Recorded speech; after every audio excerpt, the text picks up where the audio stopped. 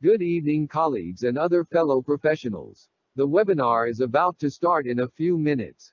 Please stand by.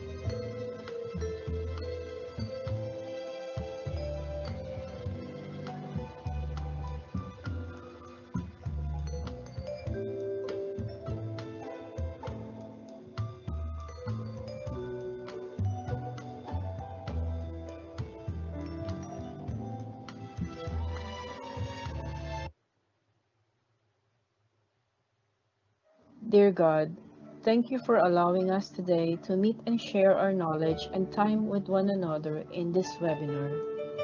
We are truly grateful for all the blessings you have bestowed upon us. May you extend your divine wisdom to our speaker so that he would be able to impart effectively his God-given knowledge to all of us. Bless the participants as well so that they would be able to glean the vital information from this activity and spread what we've learned in the spirit of your love and generosity. May we realize that this activity should glorify your name. Amen.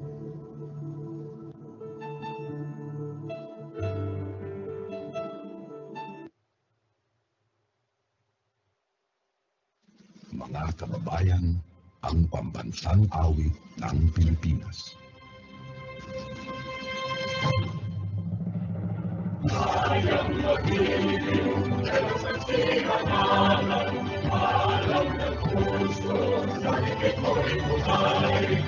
Lupang pinilang, buyan ka ng magising, sa mandulungin, di ka masisingin, sa lahat ng tulong sa simula, sa langit ko pamaw, ang inatang sudya, kawin sa pagbayang minamahal, ang inatang matawag ko'y tagumpay manatiling, ang bituin at araw na kailan, ang mahirap ibigin, lumabas araw ng walagin magsinta, buhay natin sa piling ko. Ang higaya ng pagkay magamit, ang mamatay ng dahil sa'yo.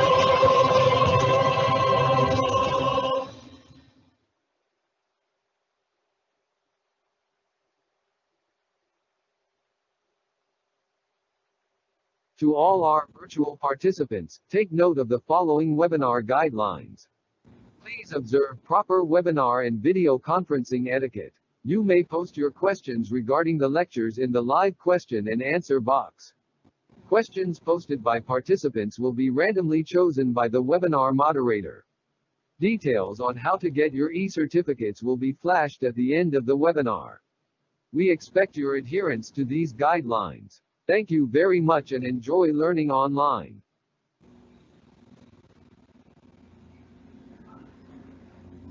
The Biorisk Association of the Philippines together with the Philippine Association of Medical Technologists warmly welcomes everyone to this joint webinar. Let us all welcome Ms. Michaela B. Sayo, the Assistant Treasurer of BRAP, who is our moderator for this webinar. Good evening, everyone.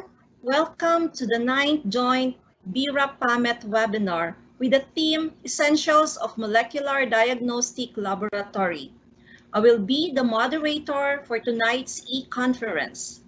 And to formally welcome us all for this conference, may we have the President of BRAP for his welcome address. Please let us all welcome Dr. Miguel Martin and Moreno.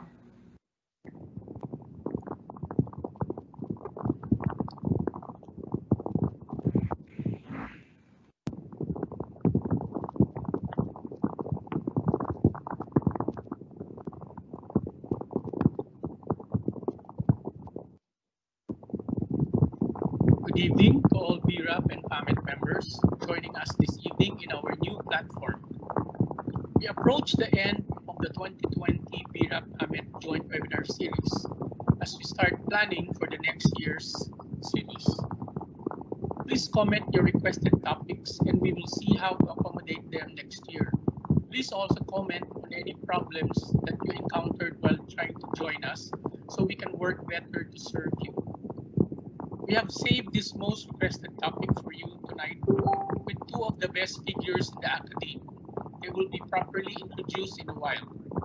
So in behalf of PAMET, our official partner, I wish you all a fruitful webinar. And as I always say, break a leg, everyone.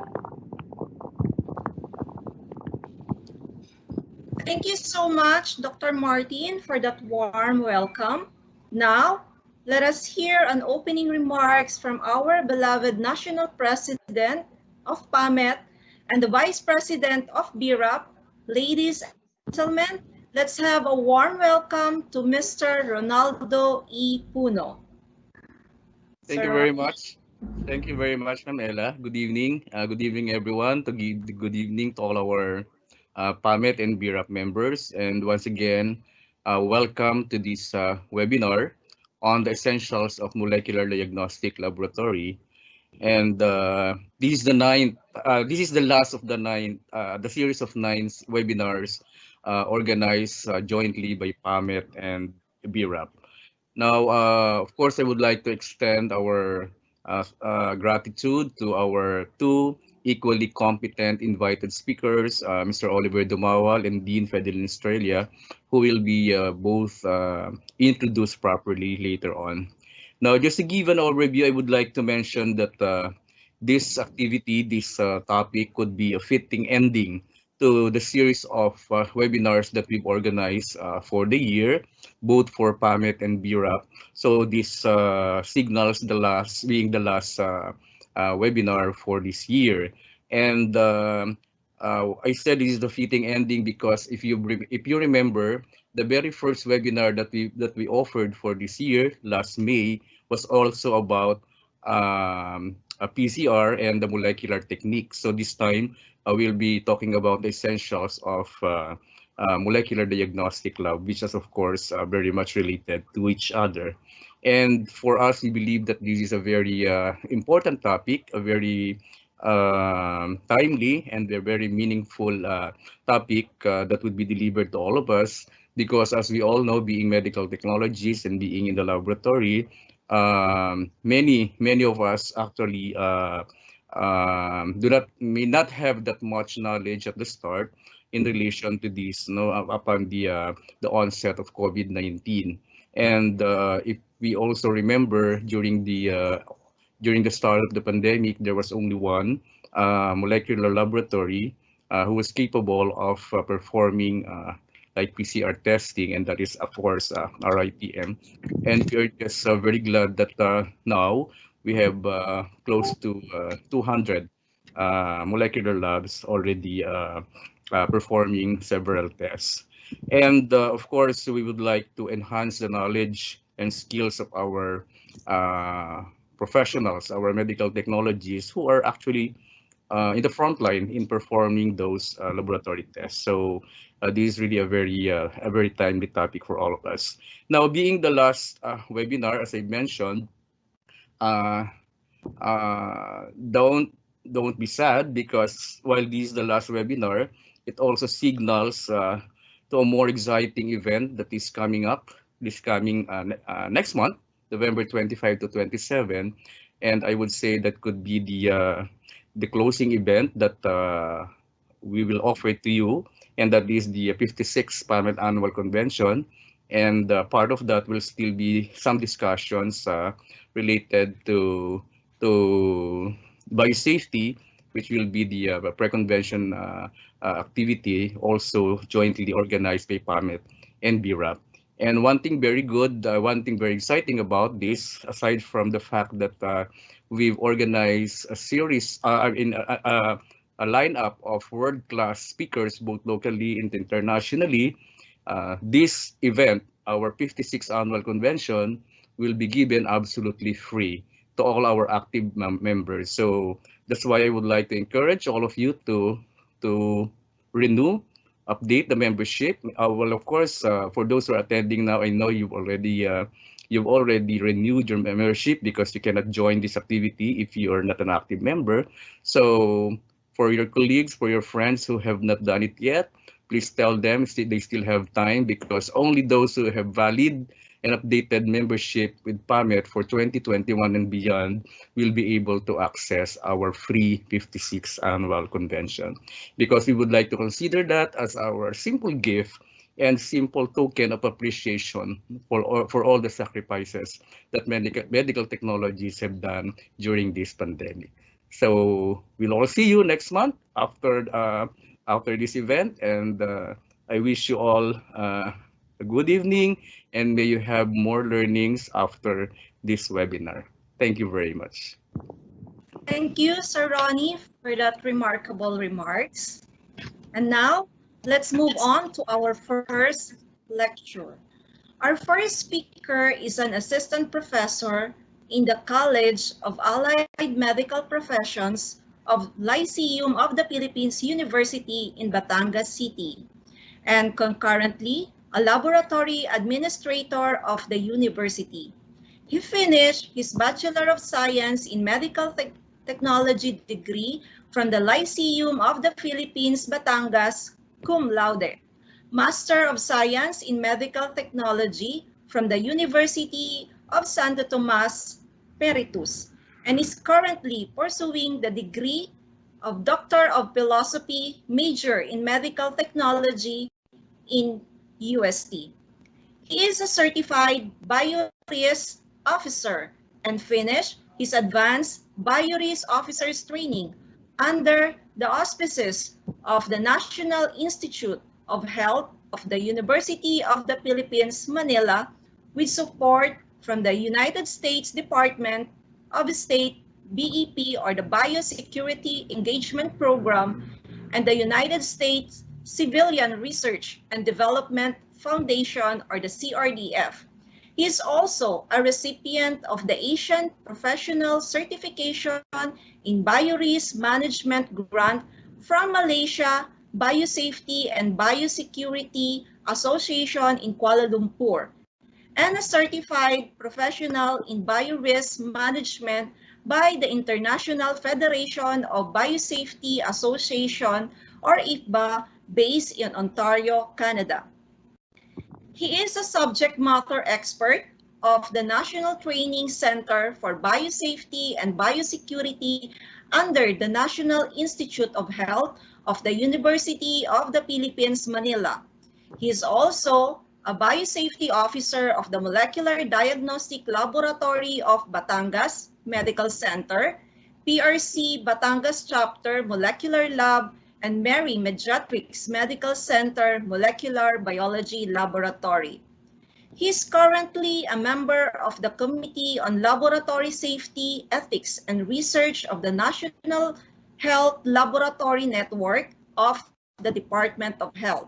He holds various positions and membership in a multitude of national professional organizations and is currently a national board of directors of the Philippine Association of Schools of Medical Technology and Public Health, or PASMET, regional director of the Philippine Association of Medical Technologists, South Luzon Region, national auditor of the Biorisk Association of the Philippines, and a former president of PAMET Batangas chapter, and a former trustee of the Philippine Council for Quality Assurance in Clinical Laboratories, or PCQACL.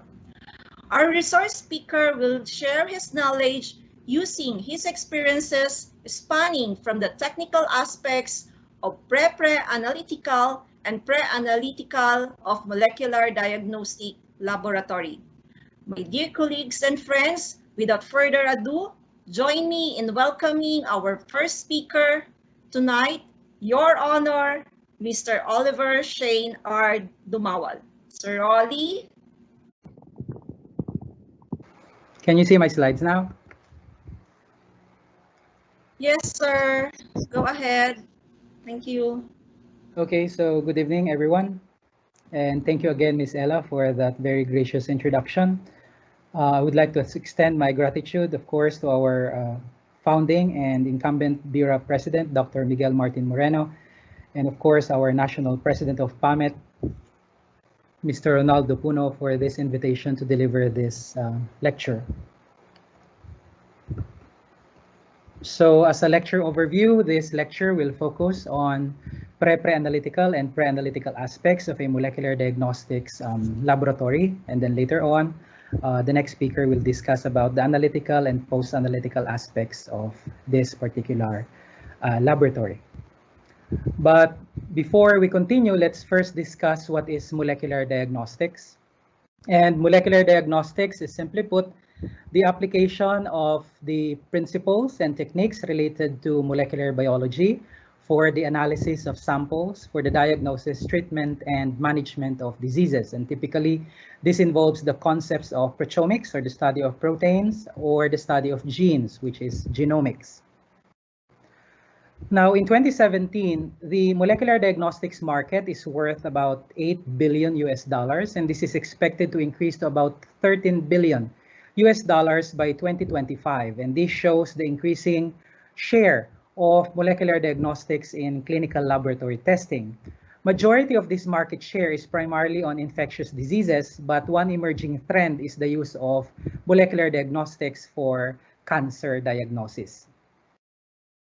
Now, of course, central to our discussion with regards to the molecular diagnostics laboratory, and as mentioned by our PAMET National President, is of course the use of these types of laboratories for the diagnosis of SARS-CoV-2 samples for COVID-19 patients. And prior to the declaration of the public health crisis caused by SARS-CoV-2, the application of molecular diagnostics in the Philippines is quite minimal.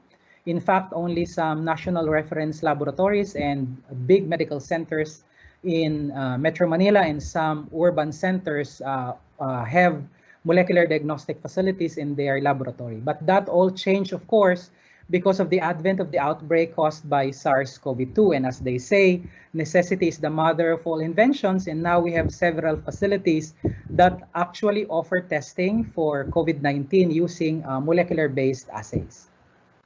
And this is quite timely because this is based on the data from the ASEAN Biodiaspora Virtual Center, which shows that Philippines, together with Indonesia, continues to have an exponential increase in the number of COVID-19 cases. This is the data yesterday, wherein we have added another more than 2,000 new cases. That brings up the total number of cases to about 375,000, with 38,000 as active cases and with 7,000 fatalities. However, this should be taken into consideration that about more than 40,000 cases are still unreported in terms of the onset of illness and date of specimen collection, and thus are not included in this figure. Now, central to the diagnosis of samples related to COVID-19 and detection of SARS-CoV-2 is, of course, the clinical laboratory. And this is from the article of Lippi and colleagues in 2020.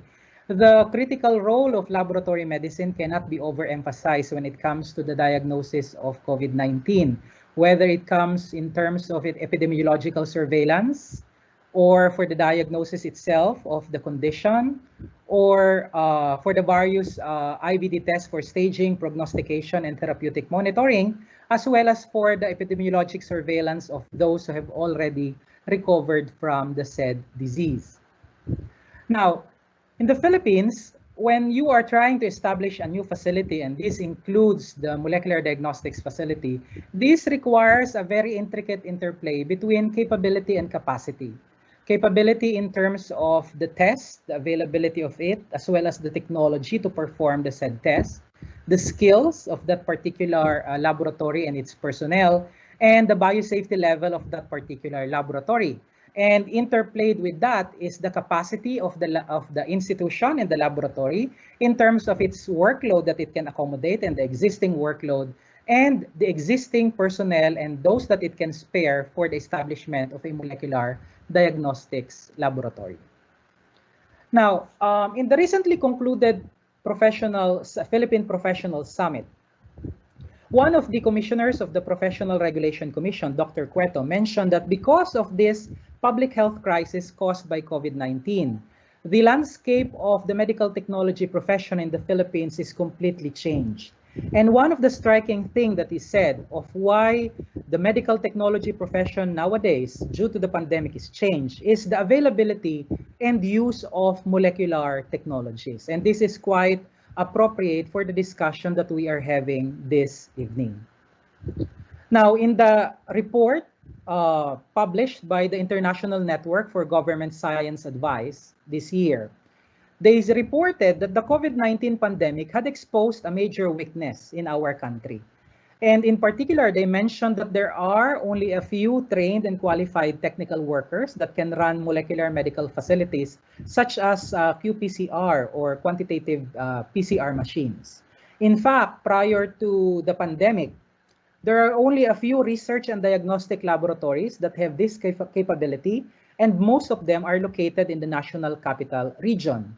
And it is sad to note also that these equipment and facilities are primarily used for research, and many of the people who are trained to use these facilities and equipment are not qualified as medical technologists.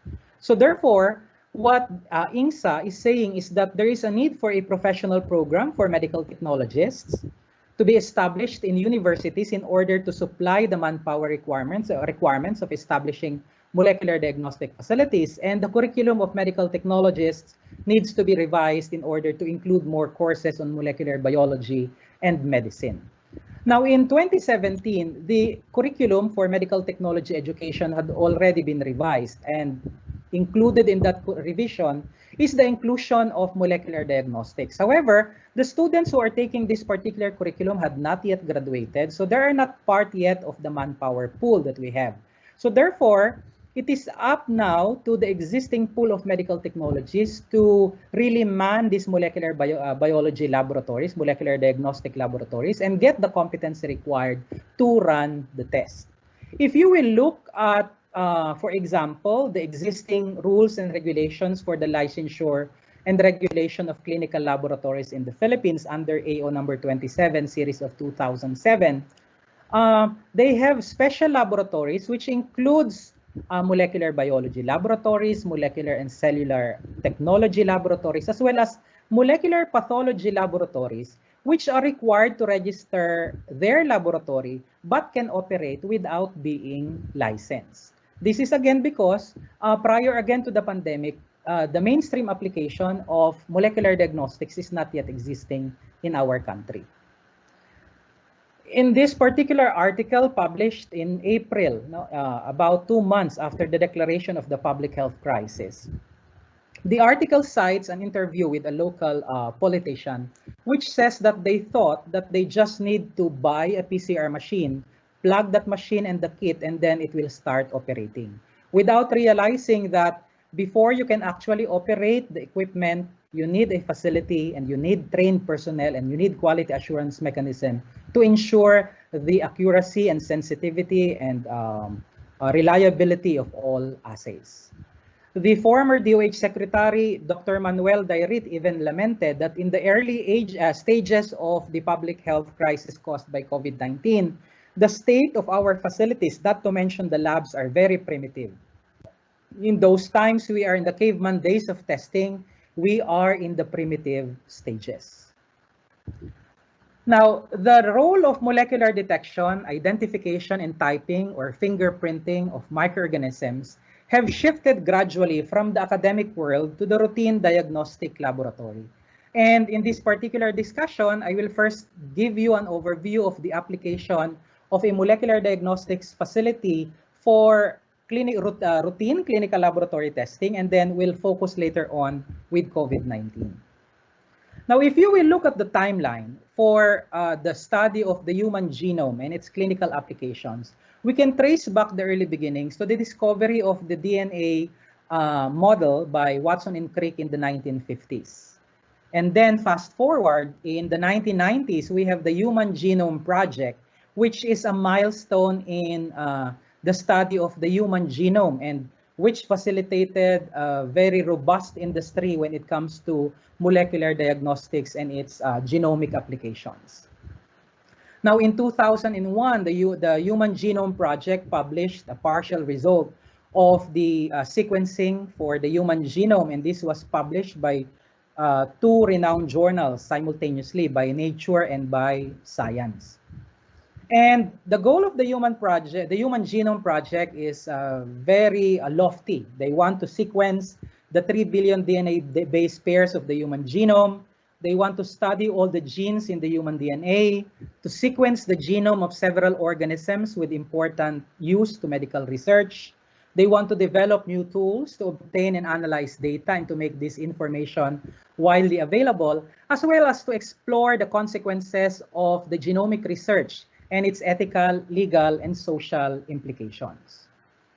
Now, the promises of the Human Genome Project is to deliver better diagnostic tools, to create more powerful prognostic tools, to focus on preventive approaches rather than predictive ones, and to increase personalized therapeutic approaches, or the advent of personalized medicine.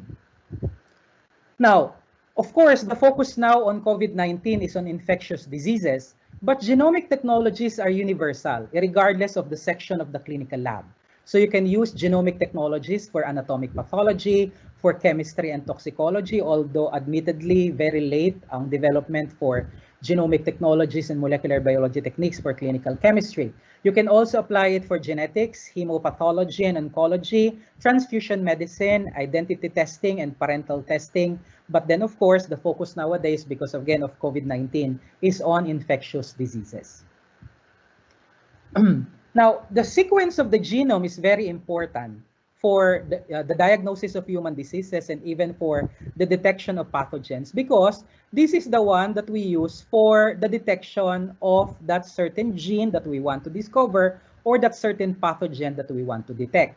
And this all boils down on what is the part of the sequence that you want to target, because you want to know the sequence before and after that so that you can develop your forward and reverse primer, and sandwich between those primers will be your region of interest that you want to amplify, regardless of whether that's a gene that you want to target or it's a sequence in your pathogen, let's say, for example, for a viral particle or a virus that you want to detect with your system. So the sequence is very important. When it comes to SARS-CoV-2, for example, this is the reference genome for SARS-CoV-2.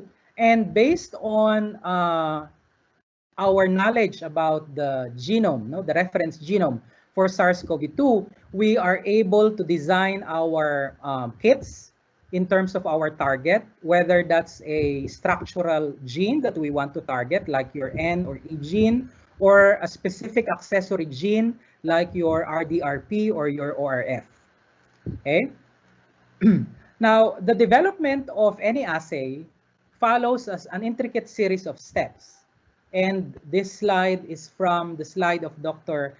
Fatah, of the president of the ASEAN Association for Clinical Laboratory Science, wherein he elucidated the sequence that happens before we can develop an actual kit. And it is true that if you have a sequence today, you can develop a PCR-based assay tomorrow. So we are very thankful, for example, when the sequence of the virus that causes COVID-19 had been published by Chinese authorities. And based on that, we were able to develop our kits, primarily PCR-based assays, based on that particular sequence. So it all boils down to basic biochemistry, the structure of your DNA and your RNA. And consider that the human genome consists of about 3 billion base pairs of adenine, cytosine, guanine, and thymine. And even the presence of a single base mutation in that particular sequence can actually translate to a disease, like for example, sickle cell. Now, if we want to correlate the gene locus and the status of a disease, then there must be a direct and demonstrated correlation between the disease and the sequence that you are after. So a catalog of commonly found defects must be available as a reference, and there must be an ample information on the molecular genetic structure of the disorder. This pertains to, of course, if you are doing genetic testing on human samples. And there must be experience or knowledge concerning the predictive value and probability of that particular sequence in a clinical case. And there must be adequate information on pre-symptomatic and predisposition testing for healthy individuals so that we can determine which is a diseased person and which is a healthy person before we can actually validate an assay. Now, one of the promise of molecular-based assay is, of course, that it's more rapid.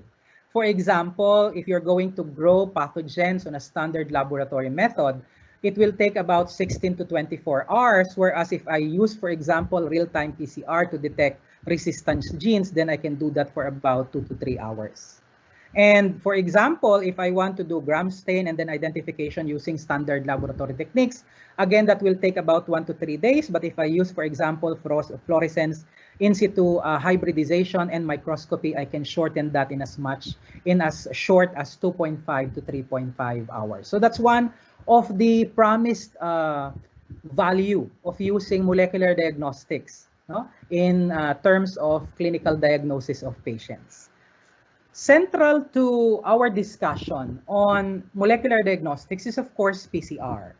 And as you all know, what we routinely employ now for COVID-19 testing is, of course, real-time reverse transcriptase PCR. So PCR is an assay developed by Karim Yulis in the 1980s. And to put it in layman's term, a PCR is basically a copy machine. So it's a photocopying machine. You are creating multiple copies of your target sequence, your region of interest in a particular sequence, so that you can create multiple copies and thus increase the sensitivity and specificity of the assay. And it's a useful and powerful technique, whereas traditional techniques to amplify a DNA will usually require days or weeks. You can run a PCR for about 1 or 2 or 3 hours, no less than 3 hours. And that will give you an idea already on the identity of the gene, for example, or the presence of a pathogen that you want to detect. So it's basically an enzymatic process using a polymerase so that you can create multiple copies of the gene so that you theoretically double the number of material for each cycle. So for example, after the first cycle, you have about, you start with 2 copies, that becomes 4 after a cycle, and then after the 4th cycle, you have 32 copies, and then basically after about 35 cycles, you have billions of copies. So if detection is not possible because the concentration of the pathogen, for example, is very minuscule or very, very low, after a series of cycles, you can multiply the copies, and that does increase the sensitivity and specificity of the test.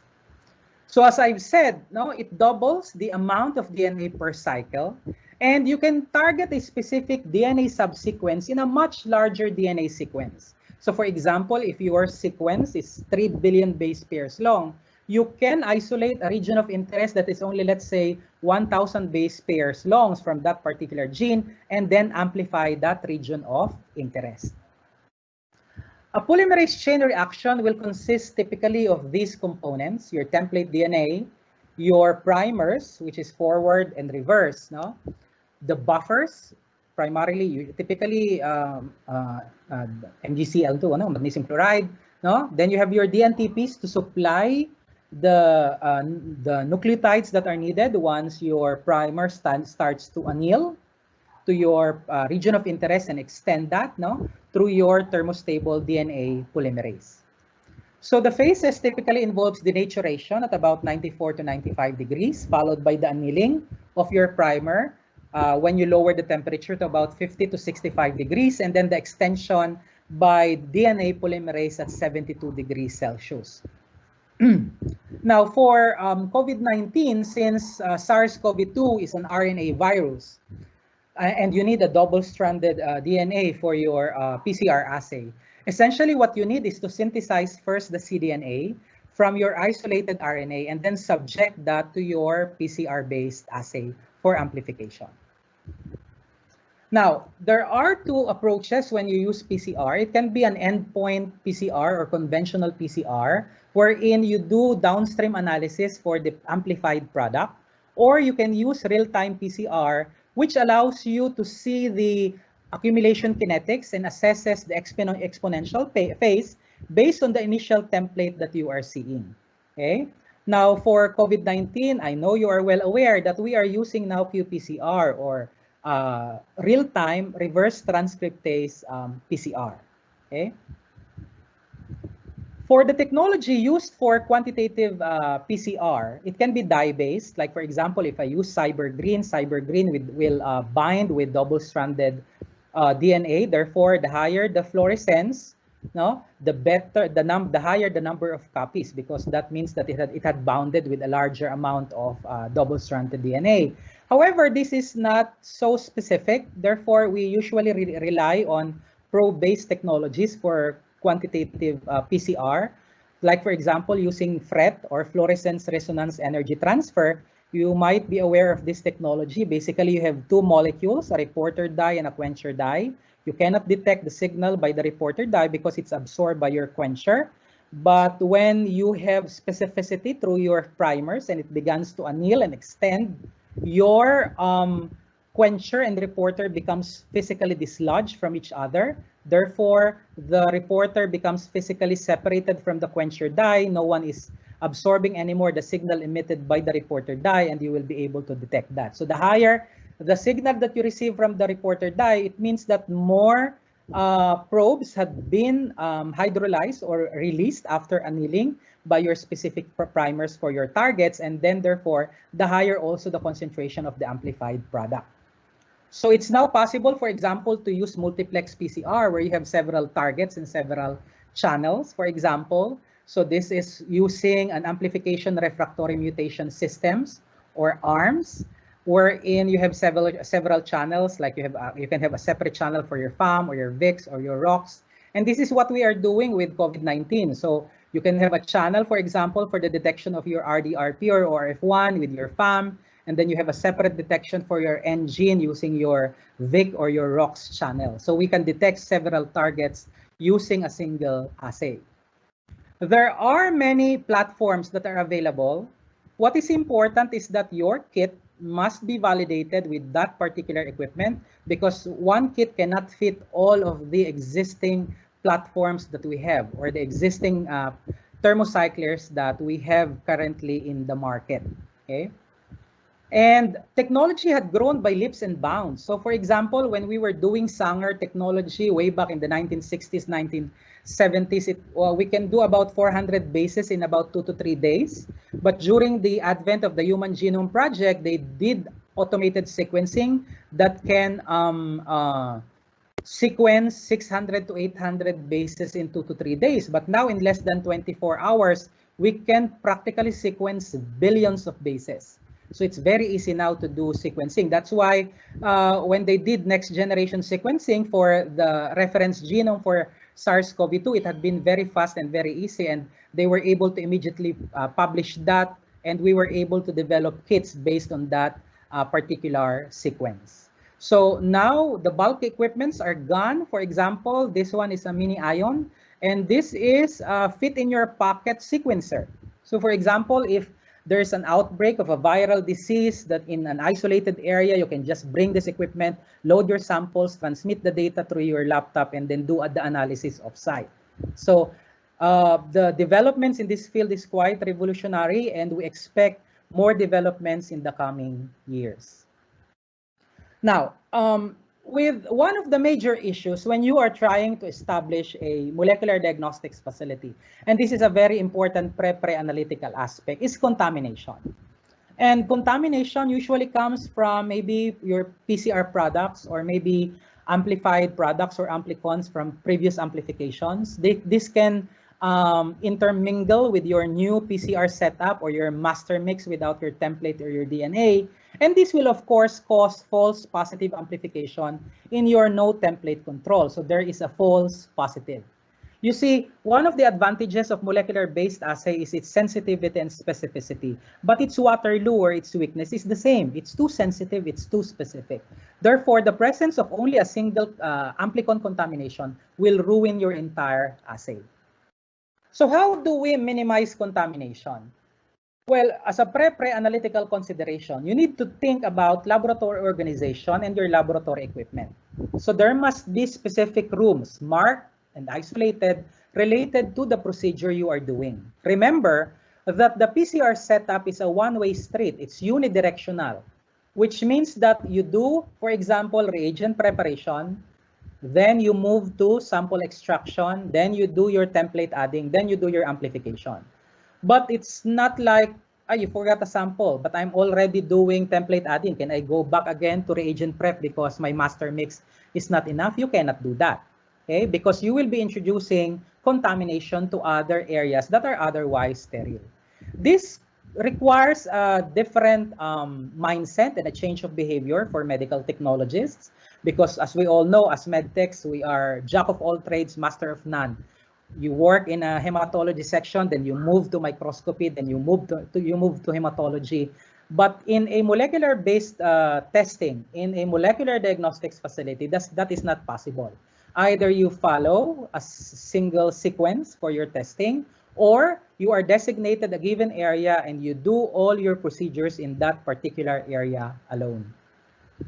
Now, PCR laboratories typically have 4 separate work areas. So this is in general. I will be discussing in later on what is specific for COVID-19. But typically for molecular diagnostics laboratory, you have an area where you store and set up your reagents, where you prepare your samples, for example, where you isolate your DNA, where you prepare your reaction mix assembly and amplification, where you template adding, basically, where you add your amplified DNA with your master mix, and then where you do your product analysis. Okay. Now, for COVID-19 testing, they've added several areas, although we'll go into that details later. But they added areas, for example, for clerical works, for a right shop, that is a requirement, and we'll touch on that later. Now, with contamination issues, we have to talk about amplicon aerosols. How do we minimize the possibility that the amplified product can be aerosolized and contaminating your sample, and even worse, your entire facility? How do we minimize contamination from your target templates?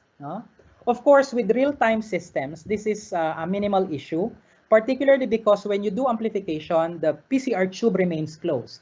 Therefore, the spread of amplicons is minimized. Unlike, for example, if you're using conventional PCR, where after amplification, you have to open the PCR tube, get the amplified product, and do post-downstream analysis, like, for example, gel electrophoresis or ELISA on your amplified product. But for real-time PCR systems, wherein you do the detection in a closed system, these issues are very minimal. Now, how do we prevent? What are the different approaches on how to prevent contamination in a molecular diagnostics laboratory?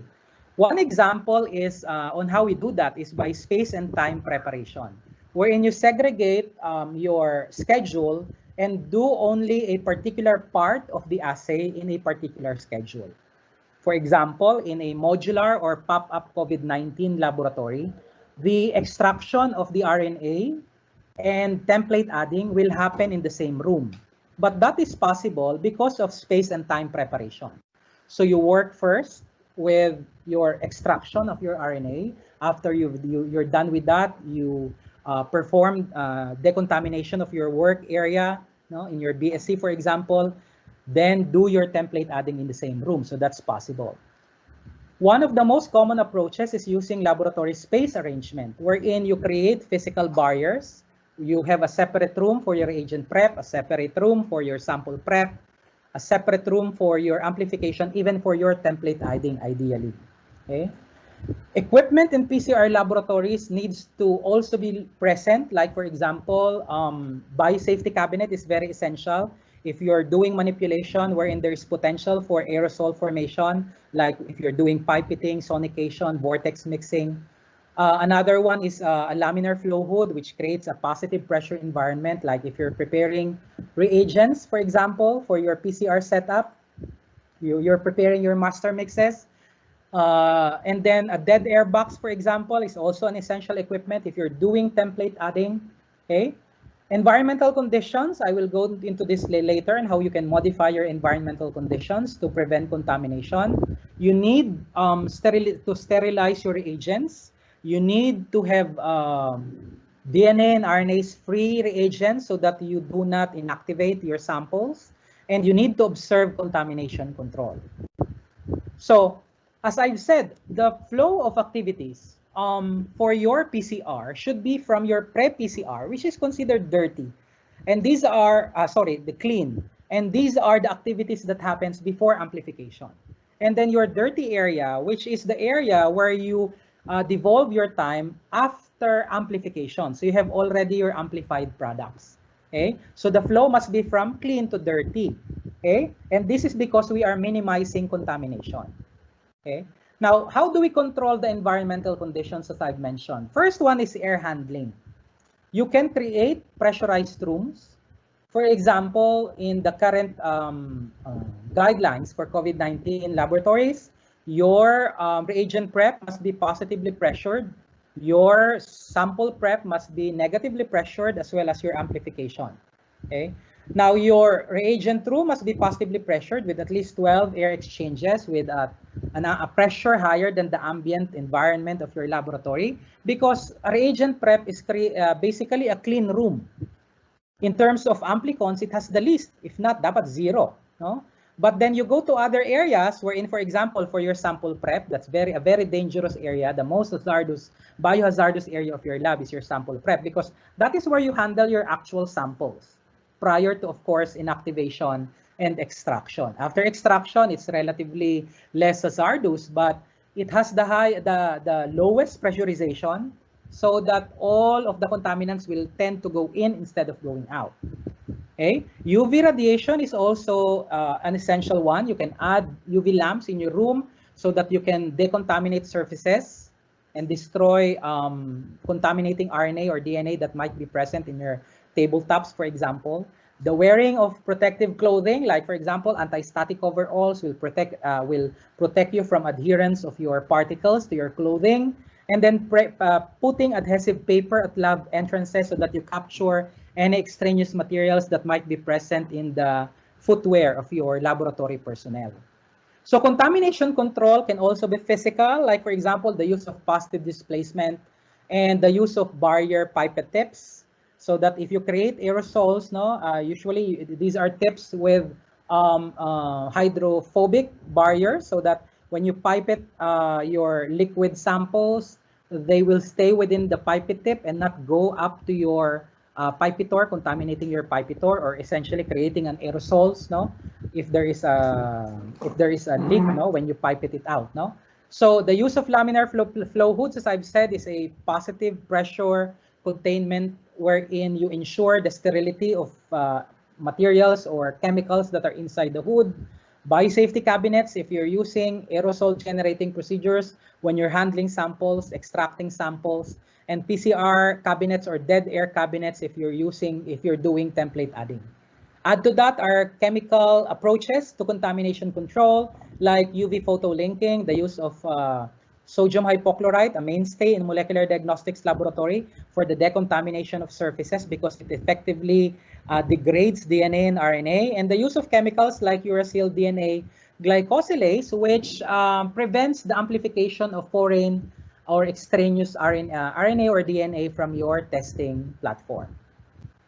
Now, if you have a two-room option for a molecular biology facility, then make sure that you only have a one-way traffic. So you have your clean room where you either do your sample area or reagent area.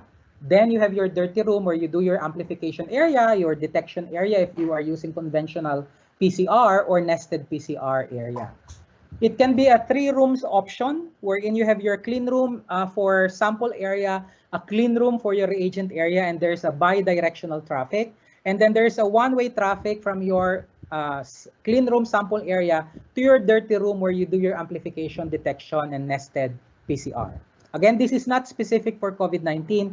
We will go into the details of that particular setup for COVID-19 because that's a unique setup because it's dealing with infectious disease testing. But let's say, for example, you're using your molecular diagnostics facility for cancer diagnosis, for paternity testing, then this would be suitable. If you're using multiple rooms, that would be very ideal. A separate room for your samples, a separate room for your reagents, one-way traffic to your dirty areas, which have a separate area for your amplification, for your nested PCR, then for your detection area. Okay. Now, always remember, as you progress along your workflow, the number of amplified product also increases. So when you are in your reagent prep, essentially you are clean. There is no amplified product there. Then you handle your samples, no? You can now begin to see contamination there, more so with amplification because you are now amplifying the product and if you're doing sequencing. That's why the flow should be unidirectional, only one-way traffic when you are doing PCR. Okay, that this needs to be emphasized among your personnel. Now, the use of controls can be used to detect contamination. Like, for example, I can add a positive and a negative control at different steps. Okay, for example, I can add a positive and negative control in my RNA extraction, in my cDNA amplification or PCR. If I do sequencing, I can add another positive control. You do this because this will help you detect where the contamination is happening. So, for example, there is a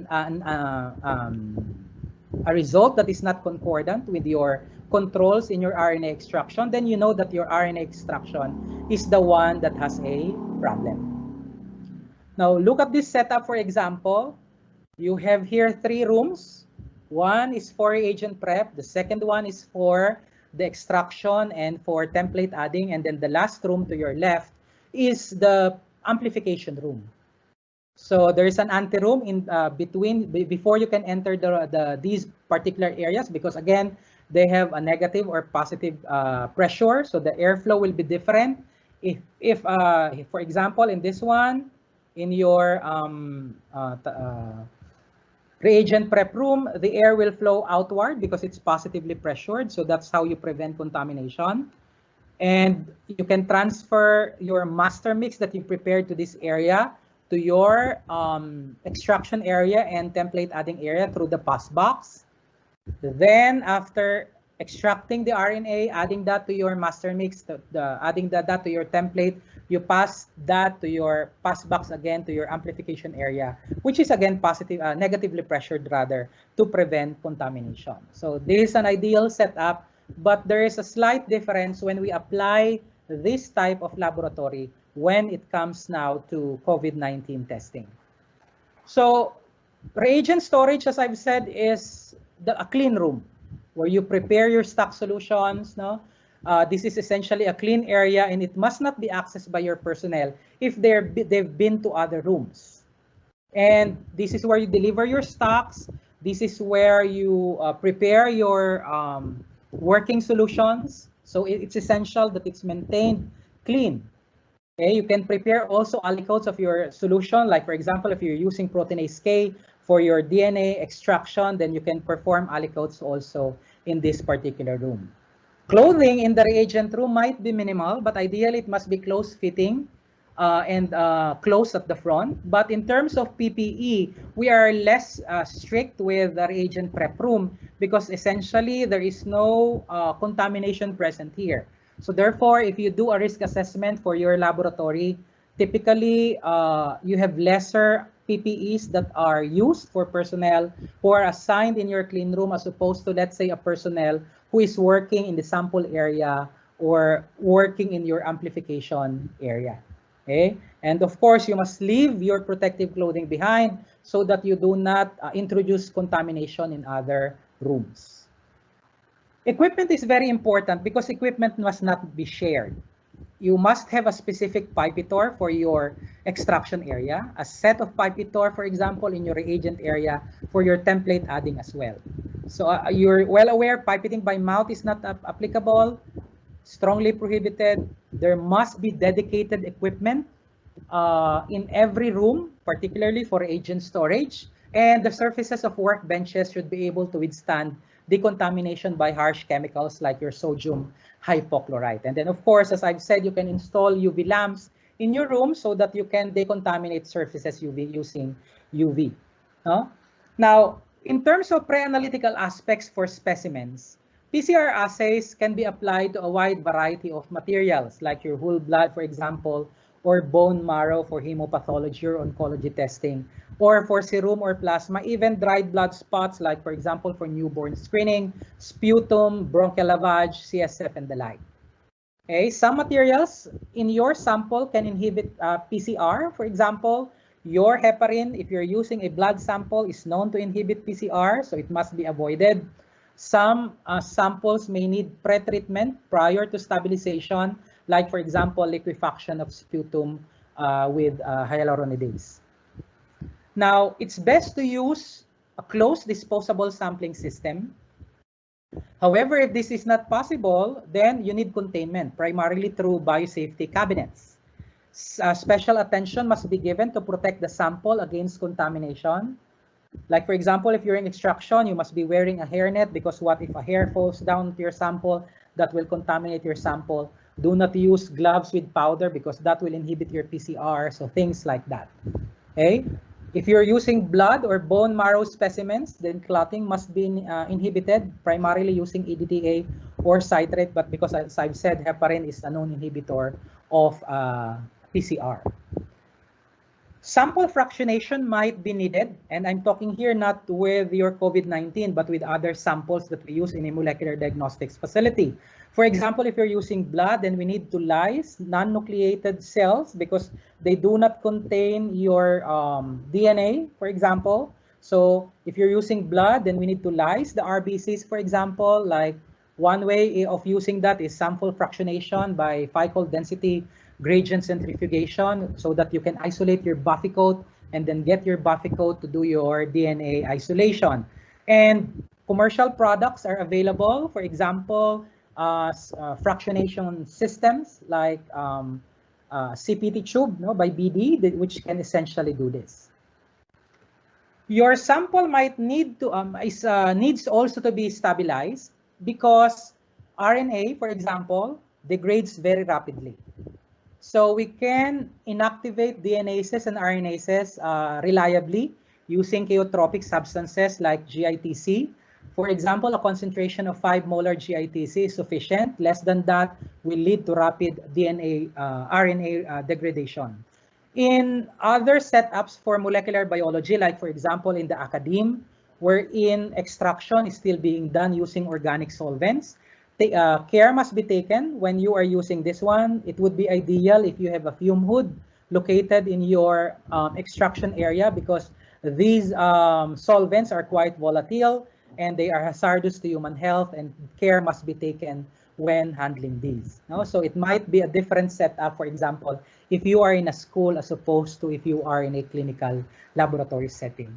So the contamination can come from PCR fragments, like, for example, product contamination, or maybe it's a contamination of reagents.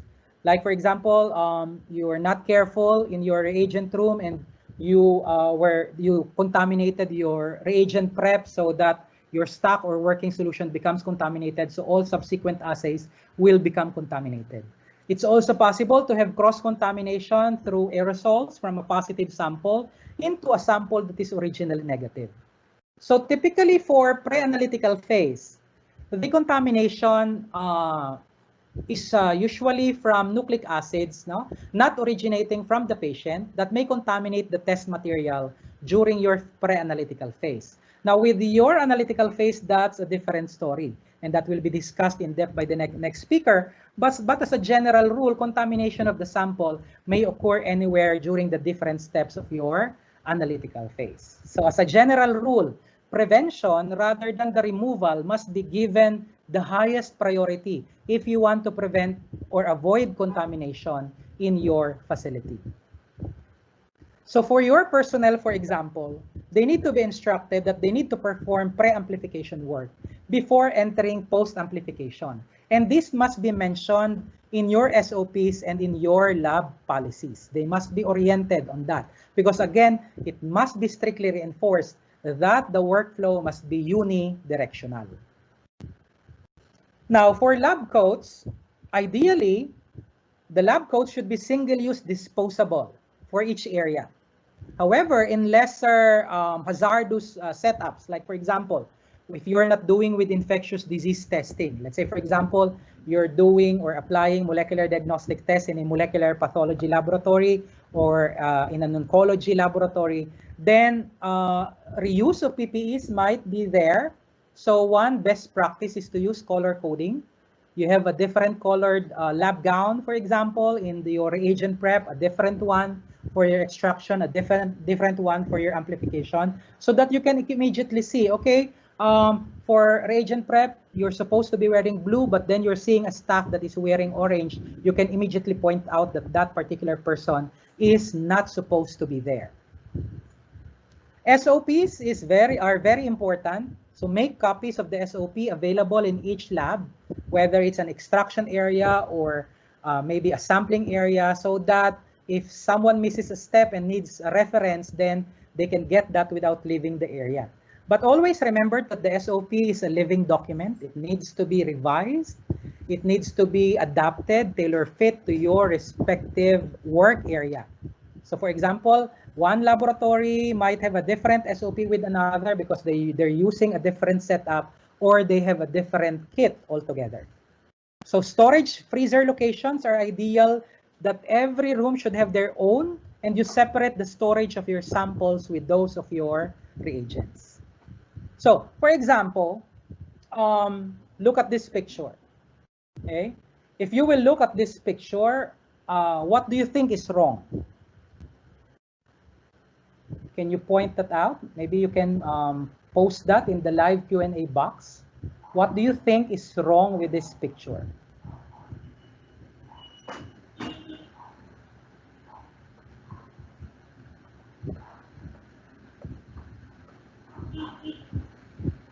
Okay, anyone? What do you think is wrong with this picture if you will look at it?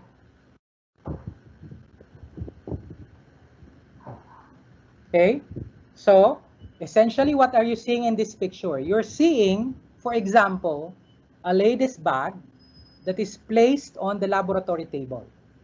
Okay, this is a big no-no. So you should not put your personal belongings, even your gadgets, no? So an anonymous person said bag. Okay, there's a bag on the counter, that's correct. No? There should be no bag in this particular area because this is a working area. So therefore, when you establish a molecular biology facility, make sure that you have a staff room where they can put their personal belongings before they go to the actual working area. Okay. Now, let's see this other picture. What do you think is wrong with this picture? Again, you can post your view regarding this picture. So several participants have replied anonymously, bag, a personal bag, okay, a bag in the tabletop, so that's correct. Now let's go with the next picture. What's wrong with this picture? Can you identify?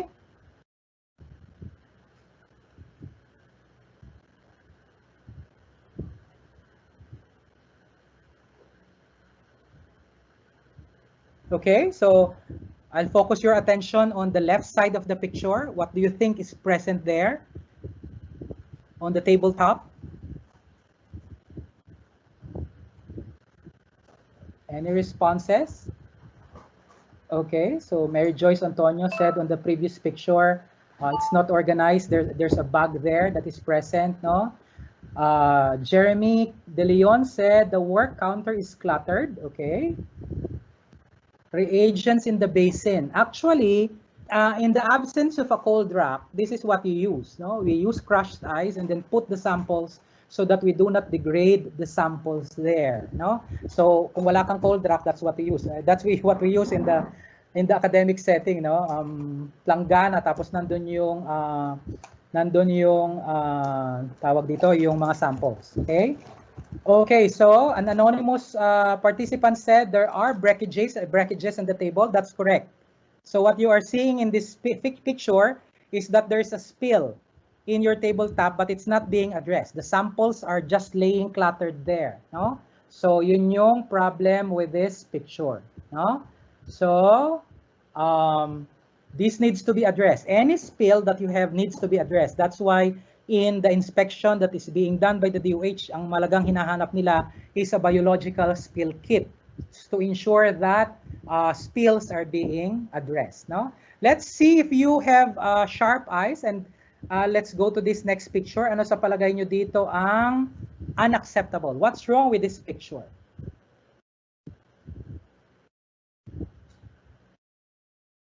Anyone?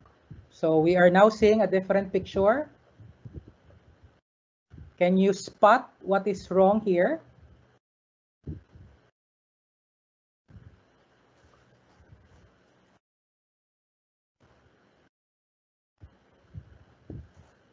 Okay, anyone? What do you think is wrong with this picture? Okay, I'm still receiving responses from the previous picture. We have now moved on to another picture. What do you think is wrong with this one? A hanging PPE that must be disposed. Okay, that's a good observation. Assuming that this laboratory is using single-use PPEs. What else? Assuming that this is a laboratory that reuses PPEs. There are dedicated PPEs per room. So the lab gown is, yes. So an anonymous participant had posted that there is a white lab gown. So that, I told you one of the best practice is to use color coding if you're using a designated PPE per room, assuming that this is a lower risk type of a molecular diagnostics facility. So supposedly, isa yung kulay ng PPEs, but then may kulay puti, which means that a personnel wearing the wrong lab gown enter the area and work in that particular room. That is a big no-no because you are potentially introducing contamination. Okay, so this is another picture. Let's see if you can see here. So I'm receiving several responses.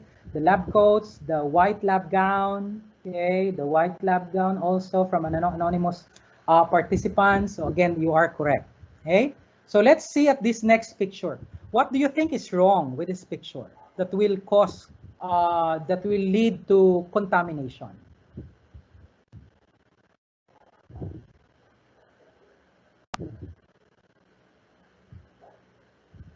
Okay, so one participant said, where is that? I lost that one. But one participant said the location of the BSC. This is not a BSC. This is a PCR cabinet, a dead air box.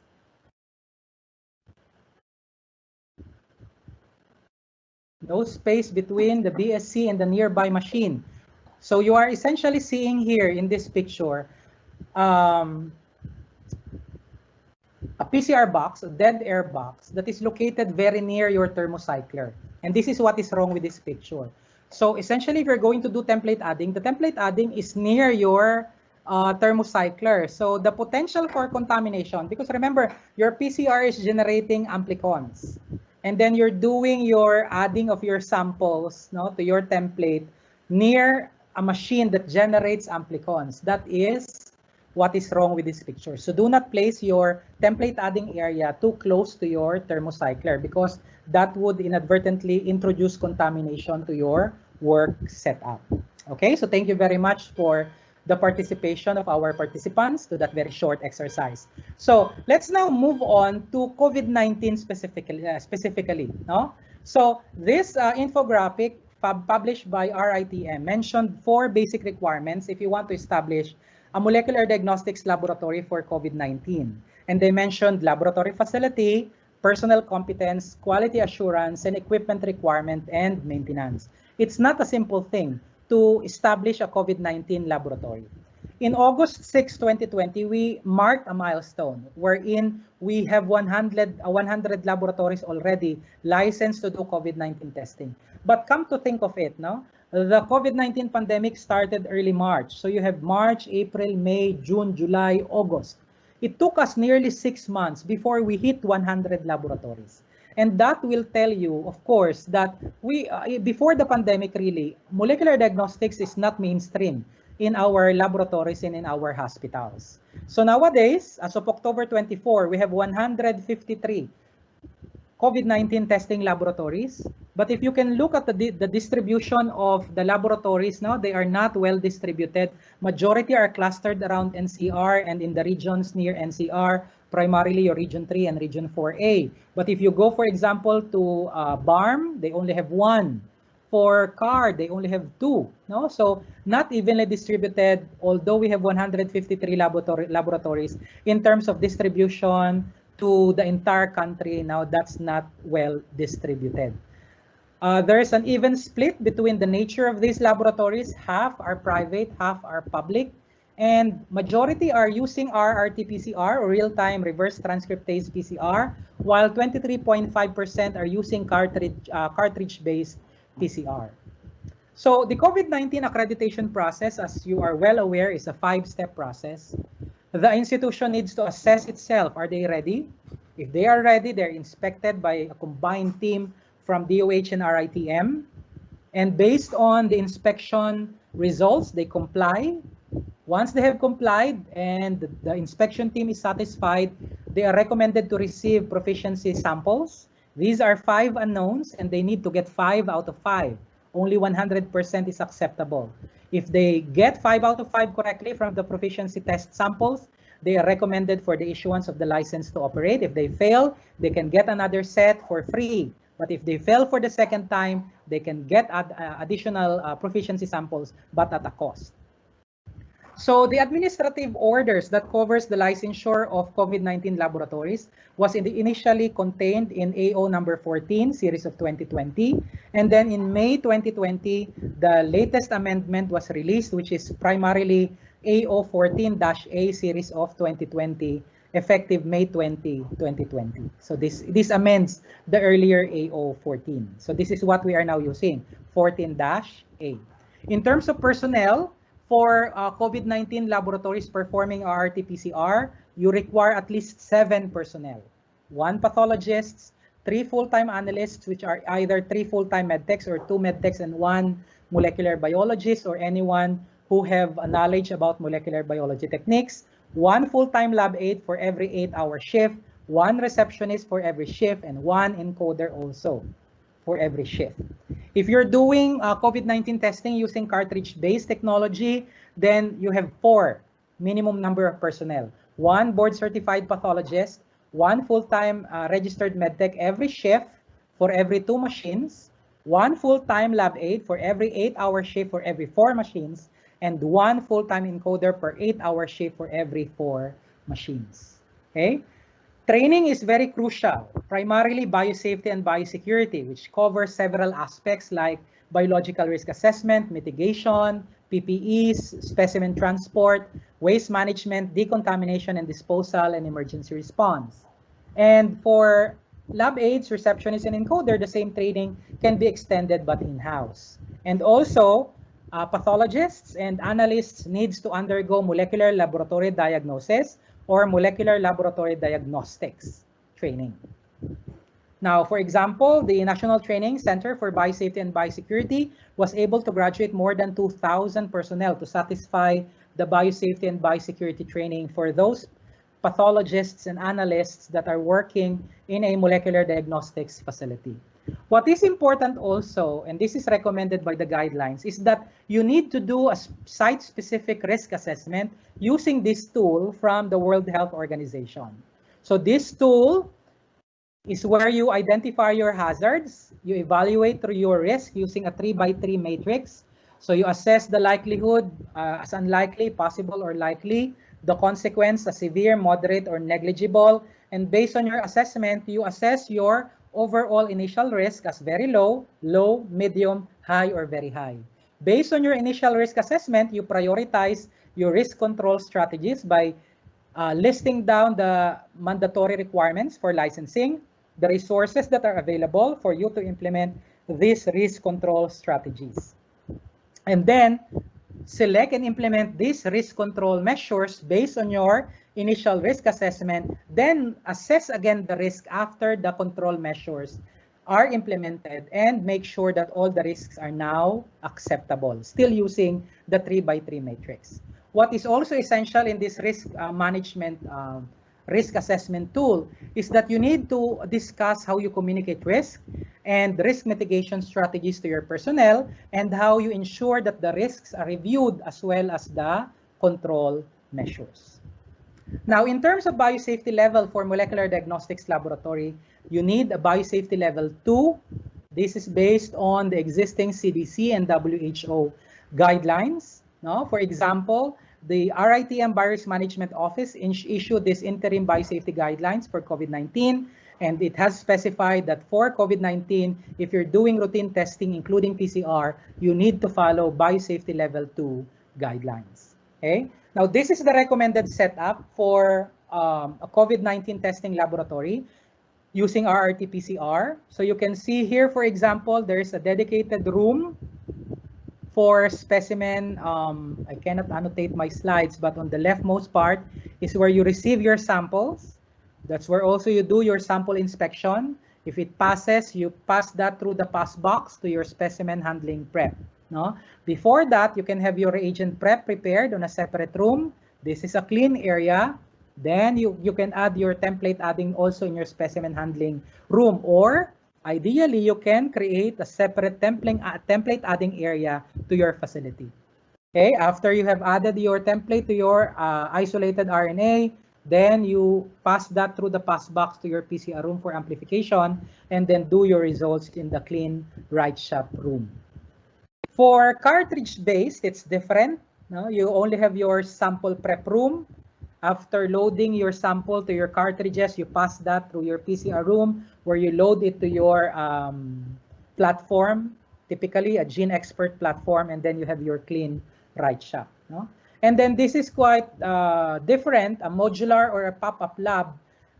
They have a common anteroom, which interconnects to the reagent prep room.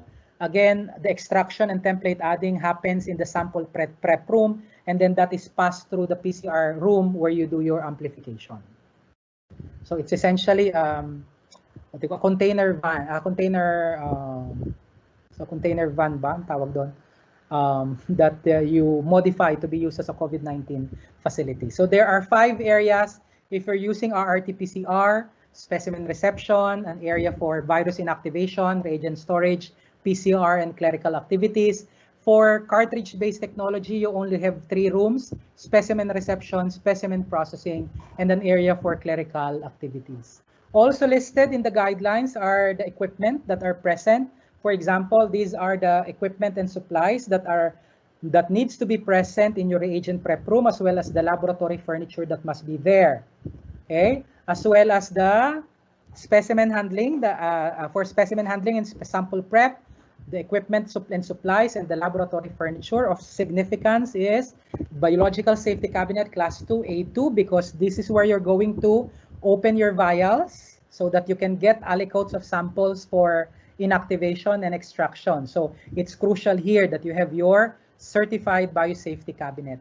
Okay, and then for the amplification room, this is where you have the following equipment where you do your PCR.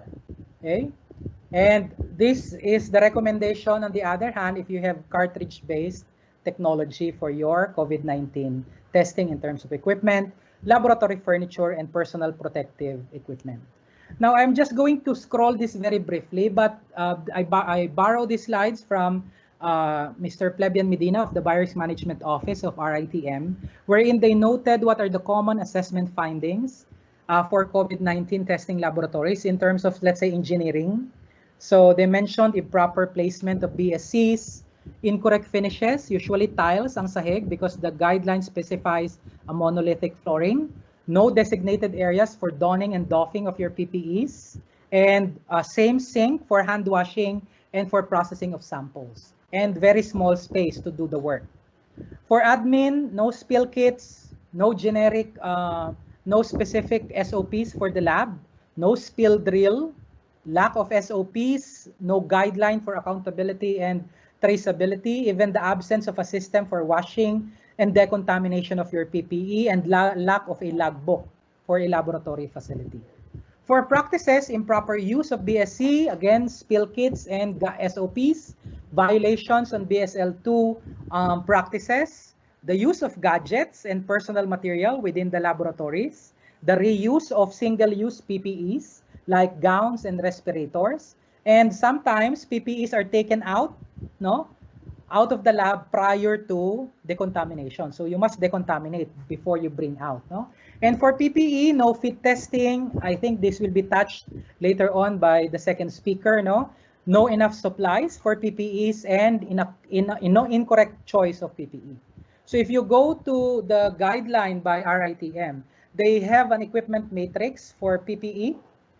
Okay, you can refer to that equipment, but it is essential that you do a site-specific risk assessment in your facility to determine what PPE would be appropriate for your setting. Okay, so in closing, the advent of the COVID-19 pandemic is really a disruptor. Our lives have been upended by this pandemic. What we have been routinely doing had been disrupted, and we cannot move on with our normal lives as long as there is no effective vaccine that is available. But because of this pandemic, as medical technologists, we have diversified our portfolio. So now, instead of having a lack of knowledge with regards to molecular diagnostic techniques, we are now very familiar and adverse, no, with these molecular techniques.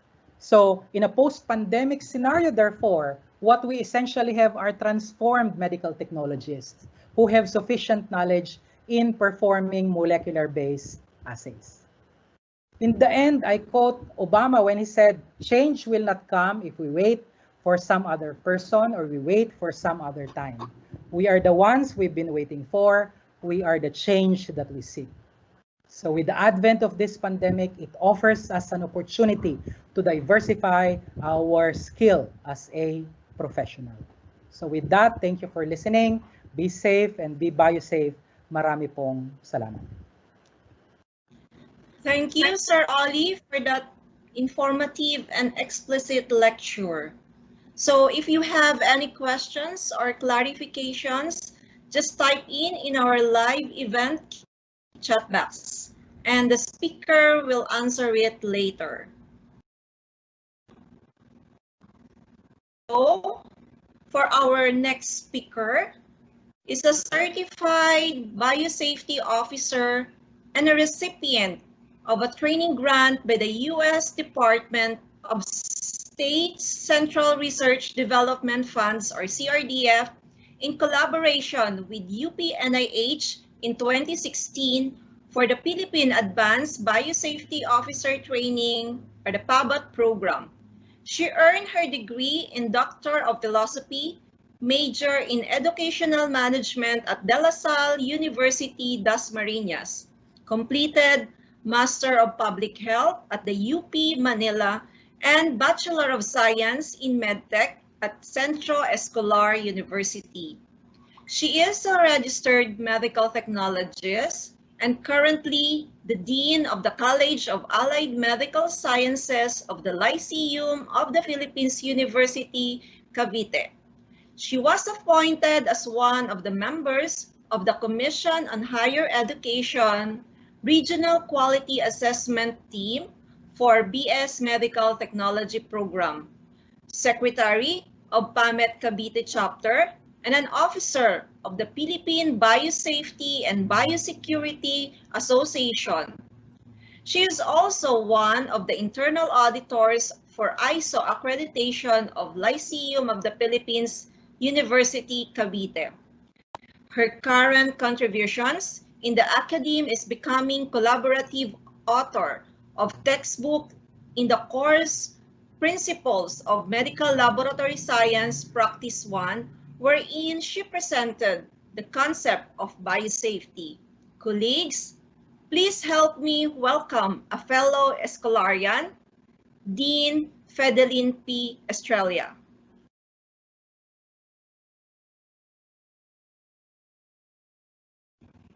Hello, Dean.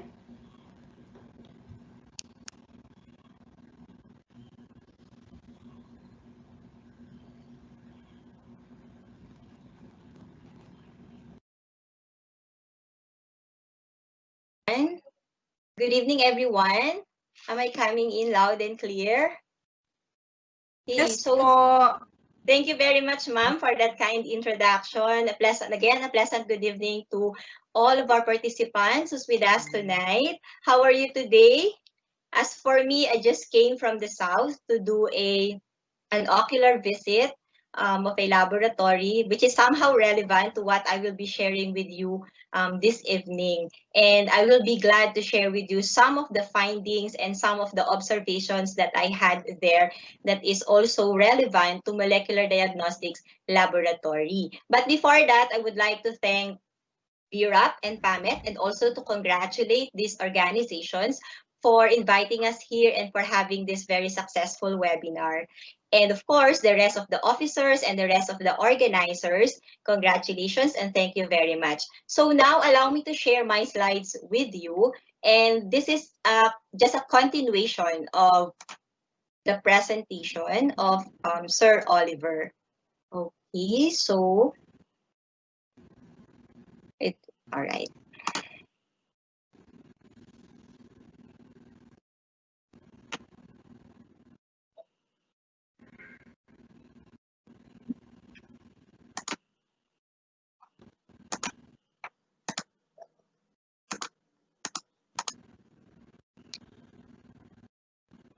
All right. So, Sir Jason, can I just turn off my video because my connection is really poor right now. It's raining very hard here in Cavite. That's okay. We can just have your presentation.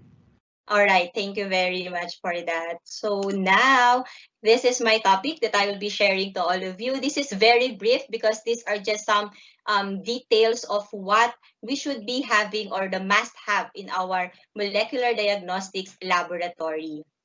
All right. So for the key concepts, I will be sharing with you some code of practice, laboratory design and facilities, laboratory safety equipment, the personal protective equipment per se, the reagent and supplies that we should be having, and some important points that we should be observing, as well as the manpower requirement, emergency incident response materials, the administrative policies, and of course, some other challenges that you might encounter if you will be establishing a molecular diagnostics laboratory, and some takeaway points to help us, okay, along our journey. Now, what you can see is a travel pack, no? Yung parang mga essentials before you go to a travel. Because it's always helpful to have a list of the travel essentials that you may want to pack for your vacation. And I want you to have this mindset that when you are preparing a molecular diagnostic laboratory, you should have also the same mood, the same motivation, and the same inspiration, just like you are going into an international trip, a weekend vacation, or even a long-term around-the-world adventure. Because with these must-have essentials, it will really help you to make sure that everything in mind that you have thought are really packed, the legal requirements and all the things that you must bring in with that travel should be there inside your bag. And of course, the sense of direction. You should have your map. You should have your timeline on where and when, until when you should be preparing, because it's not also good that you will only be preparing all the time without doing anything. It's just all in the mind and it will not happen anymore. Then that is useless. Okay, so that is somehow synonymous for the preparation of your laboratory. Okay, so let's go. Okay, so I have here, as of October 24, I believe Sir Oliver already mentioned about this, but as of October 24, we have around 116 licensed RT-PCR laboratories and 36 licensed gene expert labs, and the total number of laboratories still applying for license. Now, there's 95 laboratories for that, and 63 total number of laboratories on stage 3 and stage 4, and around 66% laboratories are still on stage 3 and stage 4. So why am I showing you these statistics? It is because our goal after this webinar is to really orient and to give awareness to our medical technologies and to all other healthcare allied professionals that we really have to intensify our information drive about the necessities and about the things that we have to ensure and secure in our laboratory, because most of the time the problem that is arising is the insufficiency or non-compliance of the requirements. So this is a big challenge for all of us, and I hope that after this webinar, then we can readily become one of the tools and we can readily help our government in increasing these statistics. Okay, so for the analytical and post-analytical aspects, it's important that you know the what specific pathogen or agent that you will be working with. It's just like something going into a battle. And where are you going to do this? When, who, and how?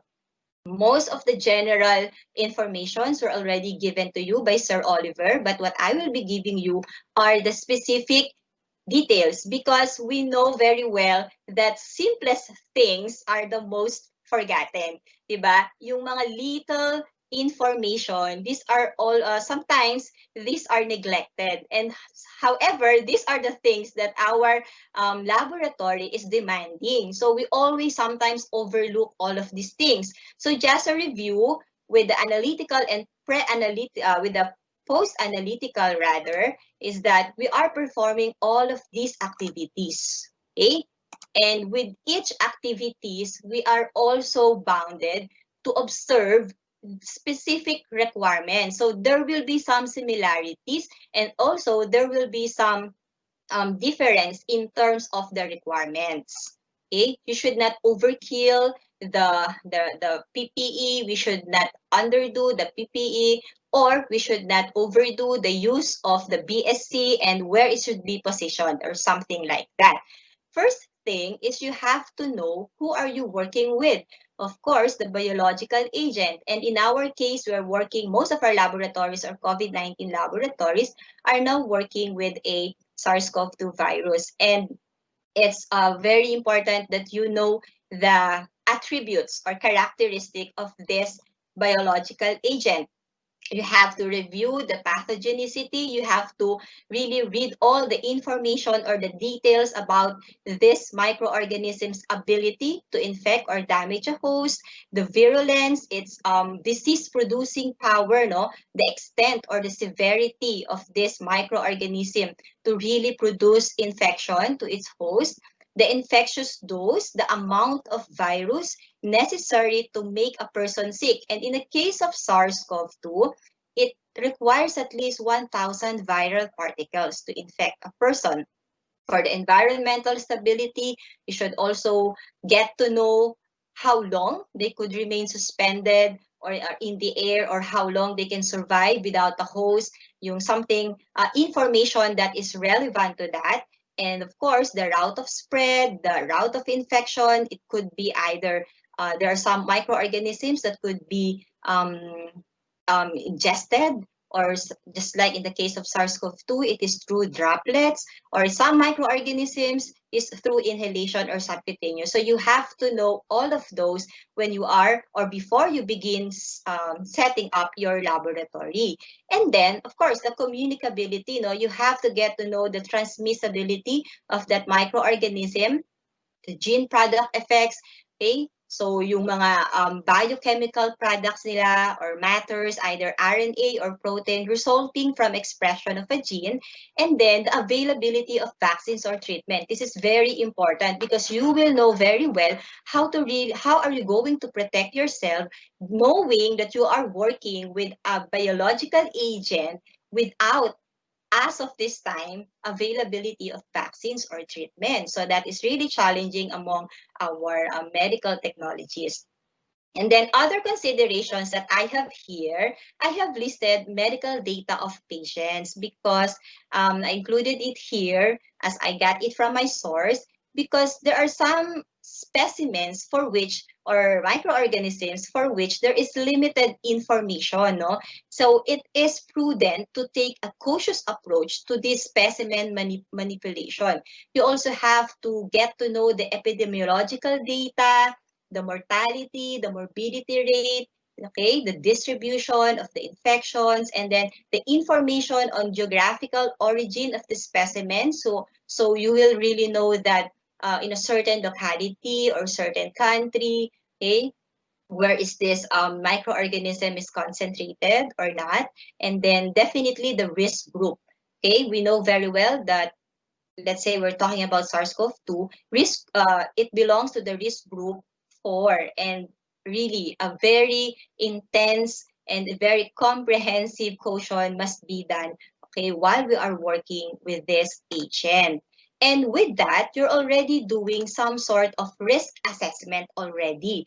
Okay, so you are already identifying your hazard, which is the biological agent. That is the first and foremost important thing that you really have to consider when you are thinking about having this molecular laboratory diagnostic, no? This biological agent and the possible risk that it may impose to you or that may happen to a certain individual if there will be some mismanipulation of this biological agent. And most of the times, as apart from incidents or accidents, laboratory acquired infections are very common. So you have to make sure that you will not be exposed and do some necessary mitigation measures for you to be able to protect yourself.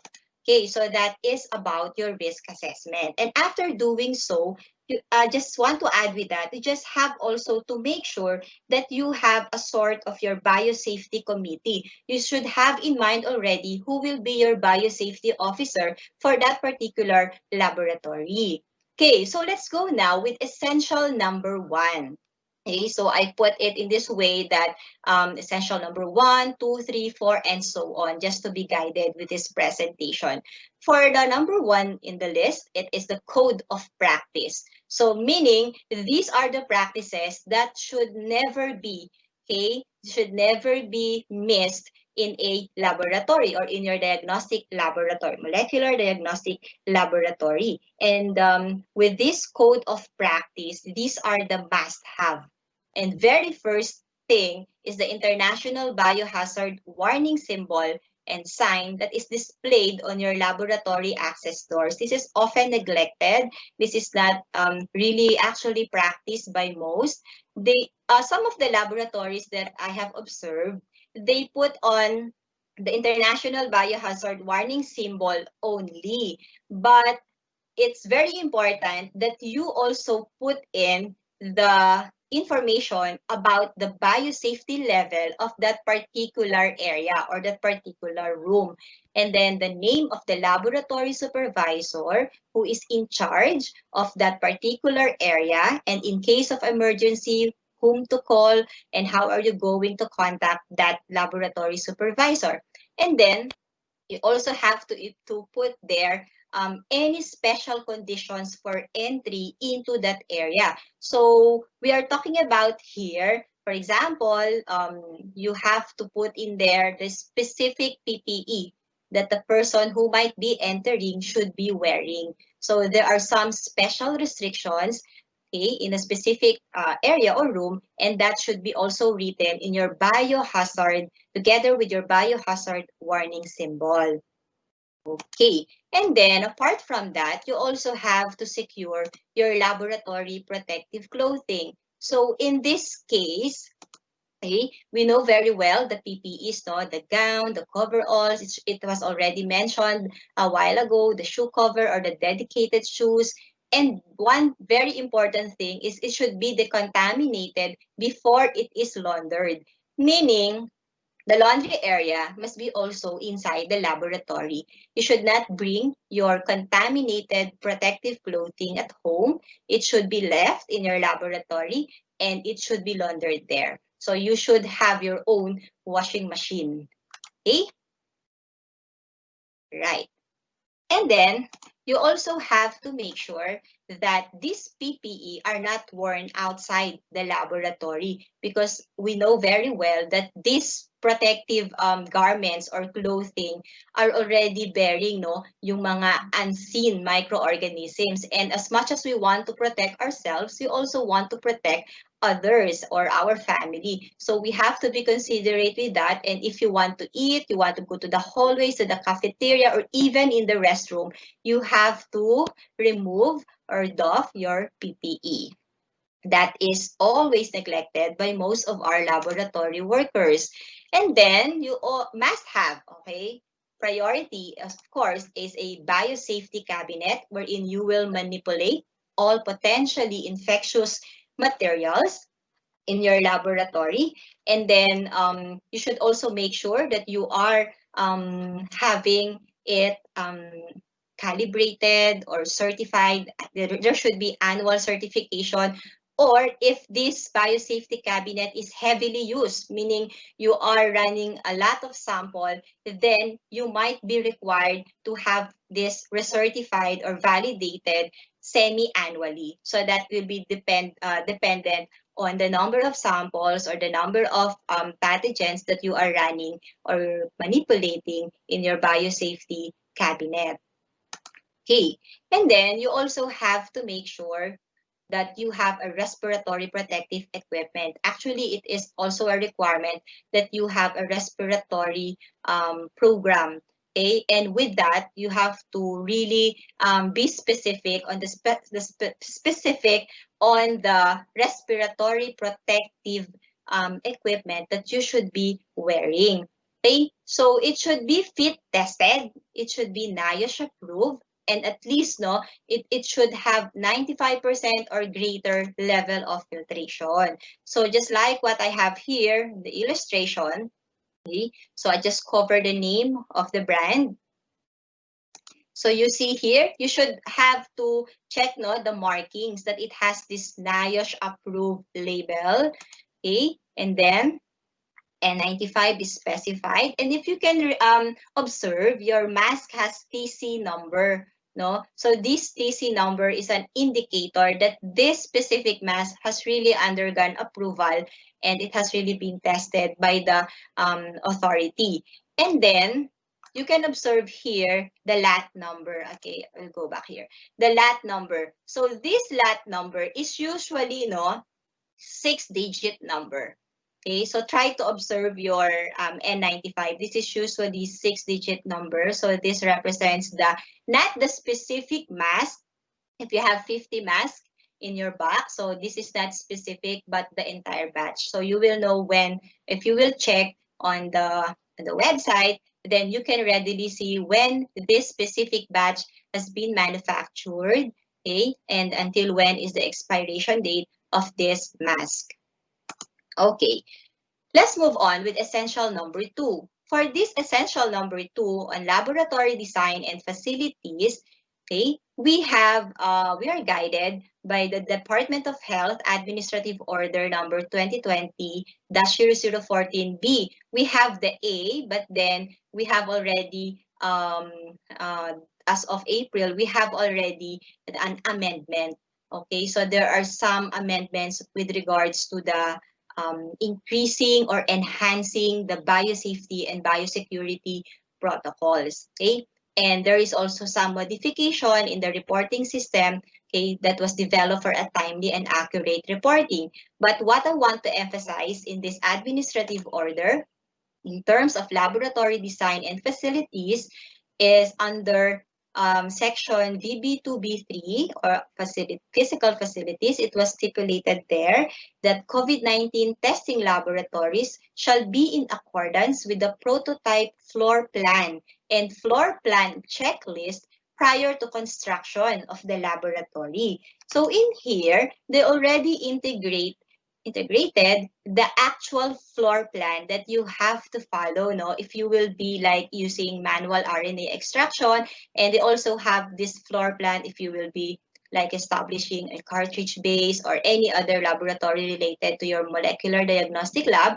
So andun na siya, it's written. You don't have to hire or to look for your architect okay, to come up with the layout because it's already there. And I believe it was already discussed as to whom the specific of this room, no, as to where is the dirty, the clean area, and all about that. So also in here, included na rin po yung ating mga specific positioning, specific area where you should like put your autoclave, all the other equipment, your air condition, and all the other equipment, heavy equipment and materials inside that laboratory. So just have to follow this, and whatever it is in this prototype, this is what should be actually built.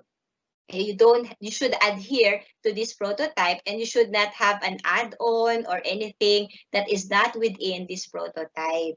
Okay, so this is the errors, okay, that is committed by some of the laboratories. No, they usually add up some other extra rooms. Okay, and then our laboratory is BSL-2 Enhanced Laboratory. So as I have here in the illustration, it is a BSL-2 laboratory. It is categorized as BSL-2 laboratory, but then it is enhanced in such a way that BSL-3 laboratory features and practices are integrated. So there are some features here at BSL-3 which are already embedded in your BSL-2 laboratory, hence BSL-2 Enhanced Laboratory, okay, should be constructed. Okay, and with that, you have to make sure in terms of your structure and location that this facility should be separated from all the other laboratory facility. Okay, it should be also away from the traffic of the people, should be away from the area that people usually go or usually pass by. So malayo dapat siya, it should be secured, and then should also make sure that you have an anteroom. This is a must, the anteroom. Okay, and then the structural integrity also must be observed in such a way that you have to make sure that your structure or your building or your facility will never be shaken, okay, by a very low intensity earthquake, and then if there will be some like typhoon, and then it will not really be damaged, no, that much. So structural integrity should be secured. And then the dedicated hand washing sink should be near the exit point. And this dedicated hand washing sink should be contactless or hands-free.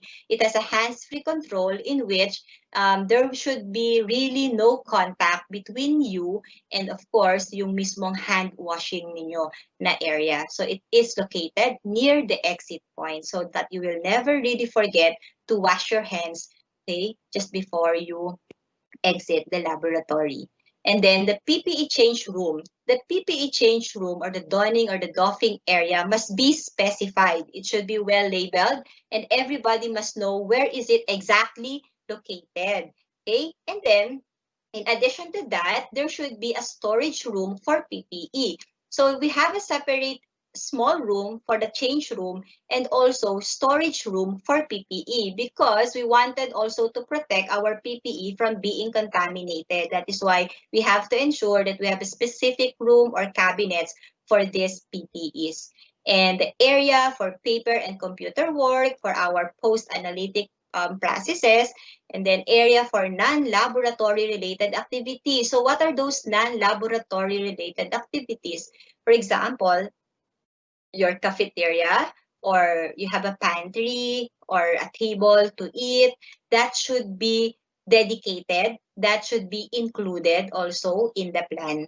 Okay, you have to remember that we are really not allowed to eat inside the laboratory, and for that to be observed by our medical technologies, then if you are the owner, if you are thinking about setting up the laboratory, then this specific area must be well specified in the plan. Okay, and then there should also be specific area for the decontamination of your waste, and the structure itself must be sealable for decontamination, meaning there should be no some holes or opportunity for the bugs or any insects to come in. For the surfaces and caseworks, it should be cleanable, resistant. Okay, it should also be resistant to all chemicals, and the finishes must be non-slip resistant. Okay, you should be also wearing your shoes that should be compatible with your floor, because you might be encountering some accidents or trips or falls in your in your own laboratory. So it should be slip resistant, and the finishes must also be in accordance with the requirement of our regulatory team. Then there should also be continuity of the seal between the floors and the wall and the ceiling. So gone are the days that parang yung wala siyang curve, no? Nakikita natin is the usual there is a floor, and then right after that you can see a small space between the floor and the wall and the ceiling. So gone are the days that these laboratories are being built or constructed, because usually, no, it is continuous. So parang if you will observe it in some other laboratories nowadays, ano na po siya, naka-curve na. So you can really see yung continuity ng seal between the floors and the wall. Okay. So just before I continue or I move on with the presentation, I have here yung, again, balikan ko yung ating illustration of your laboratory. And I wanted you to cite some of the areas, okay, that you think, kanina kasi sabi ni Sir Oli, what are the not supposed to be there? Okay, in here, can you identify the things that are there? Okay? Maa-identify ba natin ano ba yung mga nandito? Because I was talking about a while ago about laboratory facility. So what about this laboratory facility? What should be there? So at least in your chat box, I will read it later. You can type in what are the things that you have observed here. Okay? Okay, so in addition also to that facility, and I have mentioned the hand washing station, okay, it is a must, but of course you have to make sure that your hand washing station has its own soap, provision of soap. Okay, so it is really useless if it is only water. Okay, so some laboratory at first during the visit, they have everything in the hand washing station, but after the visit or after a month or two, only water is there. And then the medtex, you have to bring your own soap or whatever things that you have to include in your hand washing station. So it should be monitored and evaluated. And then you have to make sure that you have the emergency power, your genset, emergency eye wash, and shower facility. Because we do not want that we are working in a laboratory, then suddenly there will be some power interruptions, and then you don't know already what to do, and you're touching everywhere, and having known that COVID is could be transmitted through droplets, and then you might encountering also accidents, no? Then you are parang nagmamadali kayo with that. So it's also a good practice, or it's a must-have that you have your own emergency power. Okay. The facility must also be piped. You have your emergency eye wash, your shower facility, communication tools. This should not be missed out, okay, in your planning. At least you have a means how are going to communicate from the outside world, because once you enter in your laboratory, you're in there for several hours, and whatever happened inside that laboratory, then, di ba sabi nga natin, you cannot just go in and out in the laboratory. So it's a must that you have a very good communication tool. So if you have there like messaging or emailing, or like for example internet provision, then you have to make sure that you have a very good connectivity. And if you have also a telephone line, a local telephone line, then you have also to make sure that it is situated in such a way that it is easily located by the staff and it's not hidden. There are some laboratories now that the telephones are hidden. Okay? And then emergency power backup for equipment, okay, mga UPS natin. Okay, and then for the air handling, we have to observe the HVAC system, the heating, ventilation, and air conditioning system. And those systems must also be embedded or integrated with an alarm. Okay, so kailangan may alarm din siya because we never know if there will be some emergency in some of the area or in some of our co-workers, and then hala lang natin, there is some sort of, you just feel that it's very hot already, and then without the alarm, then you are not aware that it's already fire going on. Okay? And then you should also make sure that you have a controlled ventilation system. Okay? And then observe the directional airflow into the lab. No, you should not be infecting the outside world or the community. That's why you have always to make sure that the pressure is very good, that the directional airflow is going inside the laboratory. Okay. And then the access, have to make sure that you have locks, key, and alert system. Okay, you have to ensure that whenever somebody, an authorized person, is going in or attempting to go inside your laboratory, then it must be readily detected. And so the help of the intrusion detection system. But if you do not have the intrusion detection system, then alert system will do. And at least you have the CCTV, okay, so some biosecurity features, okay, with regards to the access. Okay, and then biohazard symbol, okay, you should also not forget to include this. As much as you put it in your doors, you also have to put some label in your equipment and devices, the biohazard symbol, so that when they access that specific equipment, then they can readily know that what is inside that equipment is a biohazard specimen. Okay. And then sealable doors, sealable, dapat nalalak talaga siya, and as soon as you close it or you locked it, then there will be some, entry of air already, and or even yung passage of yung unnecessary air.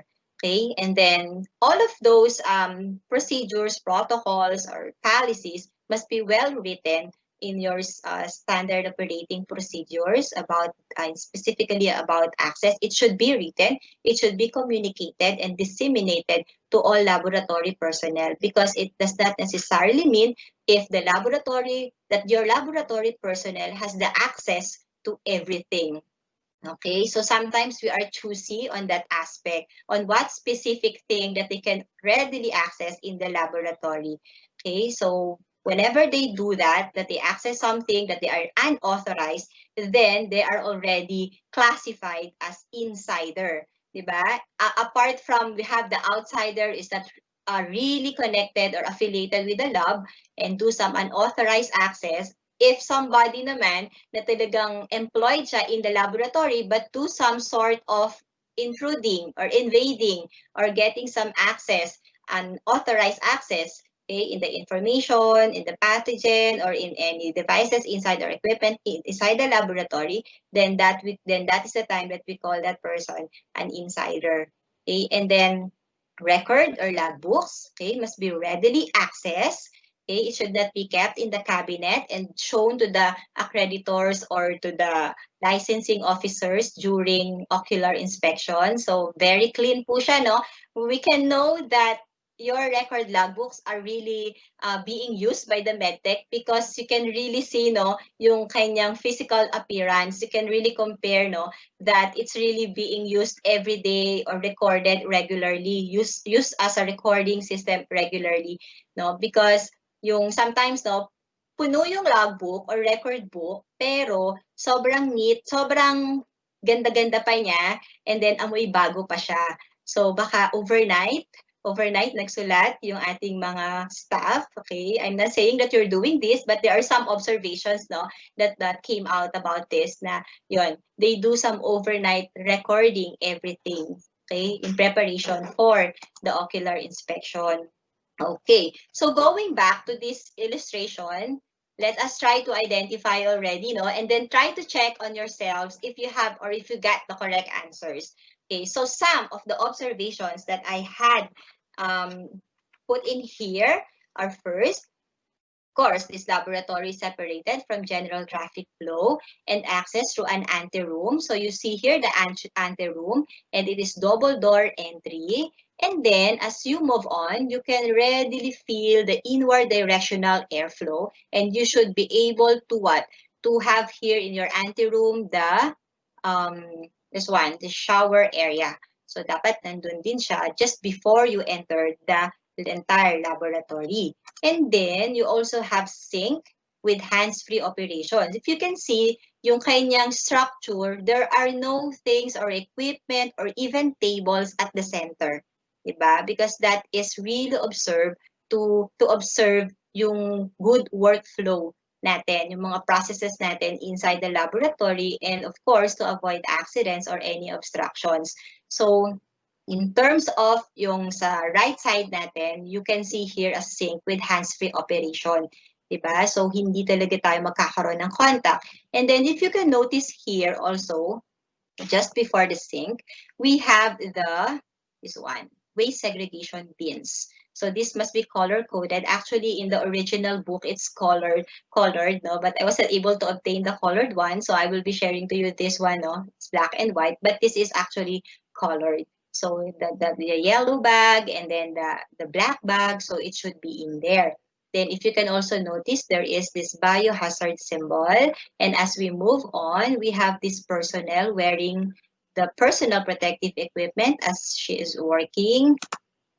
Autoclave is available within the facility. And then you also have here your must-have biological safety cabinet. So hindi talaga siya dapat mawawala, no? Siya yung ating main role natin dito. Bida-bida natin siya dito. Okay. Now, for essential number 3, we have laboratory equipment, and it was mentioned already, explained very well by Sir Oliver. And ito po, yung mga basic, no? If you want to add on, then you have the freedom to do so. But you should never ever forget that since you will be performing a molecular diagnostic procedures, so you should be able to procure all of this. Hindi siya dapat mawawala. And we know very well that this material or equipment are really costly.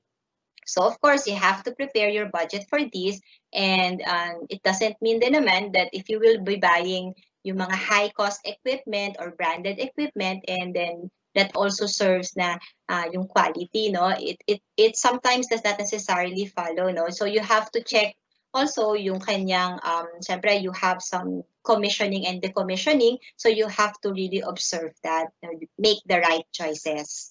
Okay, and then just an add-on, you have there your real-time PCR with laptop and computer with UPS. Of course, we know very well the UPS, how it serves us. And then the laptop and the computer, because we really wanted to avoid writing up everything, no? Because we are, of course, observing time. And then, of course, we also want to have everything contactless. So, and then we also have the plate mixer there in your analytic phase. And then the autoclave. There should be 2 autoclaves in your laboratory. You have a separate autoclave for the clean, and then another separate autoclave for the dirty. Okay, so please observe that, no? Kasi some laboratories talagang isa lang yung kanilang autoclave, and sometimes yun yung nagiging some sort of deficiency nila. They have to buy another autoclave. Okay, and then recommended equipment and furniture for your database management. We want to secure the results. We want to secure the patient's information. And then we need to have our computer, our printer, and whenever available and applicable, our own software. And all of this must be password protected. The computer or the desktop itself must be password protected. Even the specific access to the files, no? Yung sa mga file name or the specific document.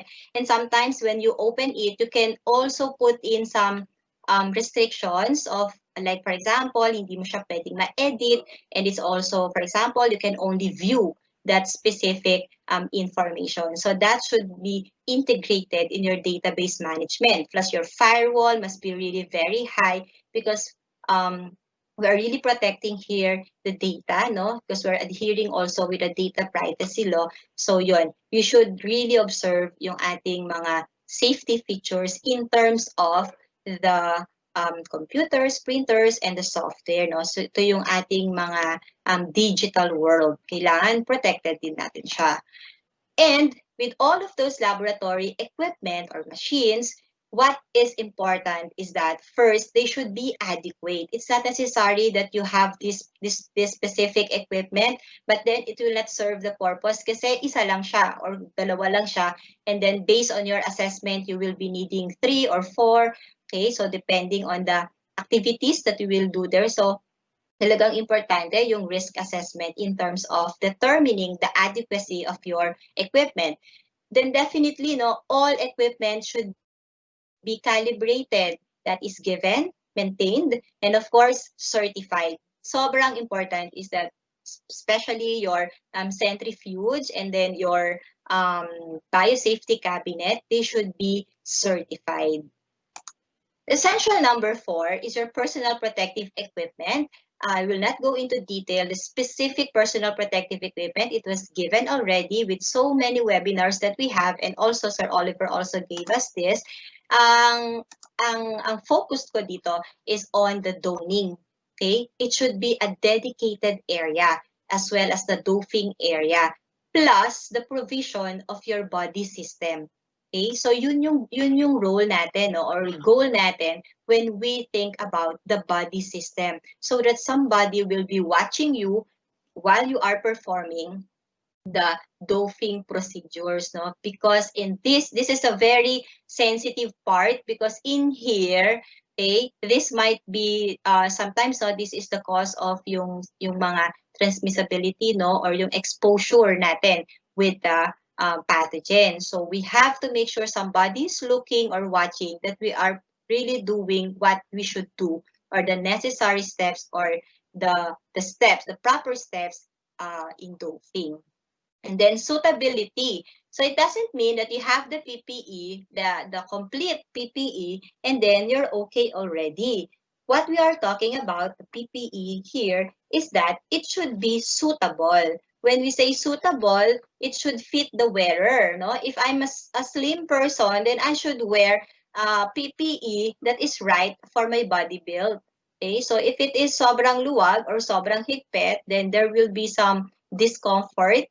Okay, then you cannot move, then it might lead to some accidents, and also it cannot serve the purpose of, at least since we know already that PPE is the least mitigation measure, but then at least if it is suitable to the wearer, then you can minimize, mami-minimize pa rin natin yung ating risk, okay, of exposure.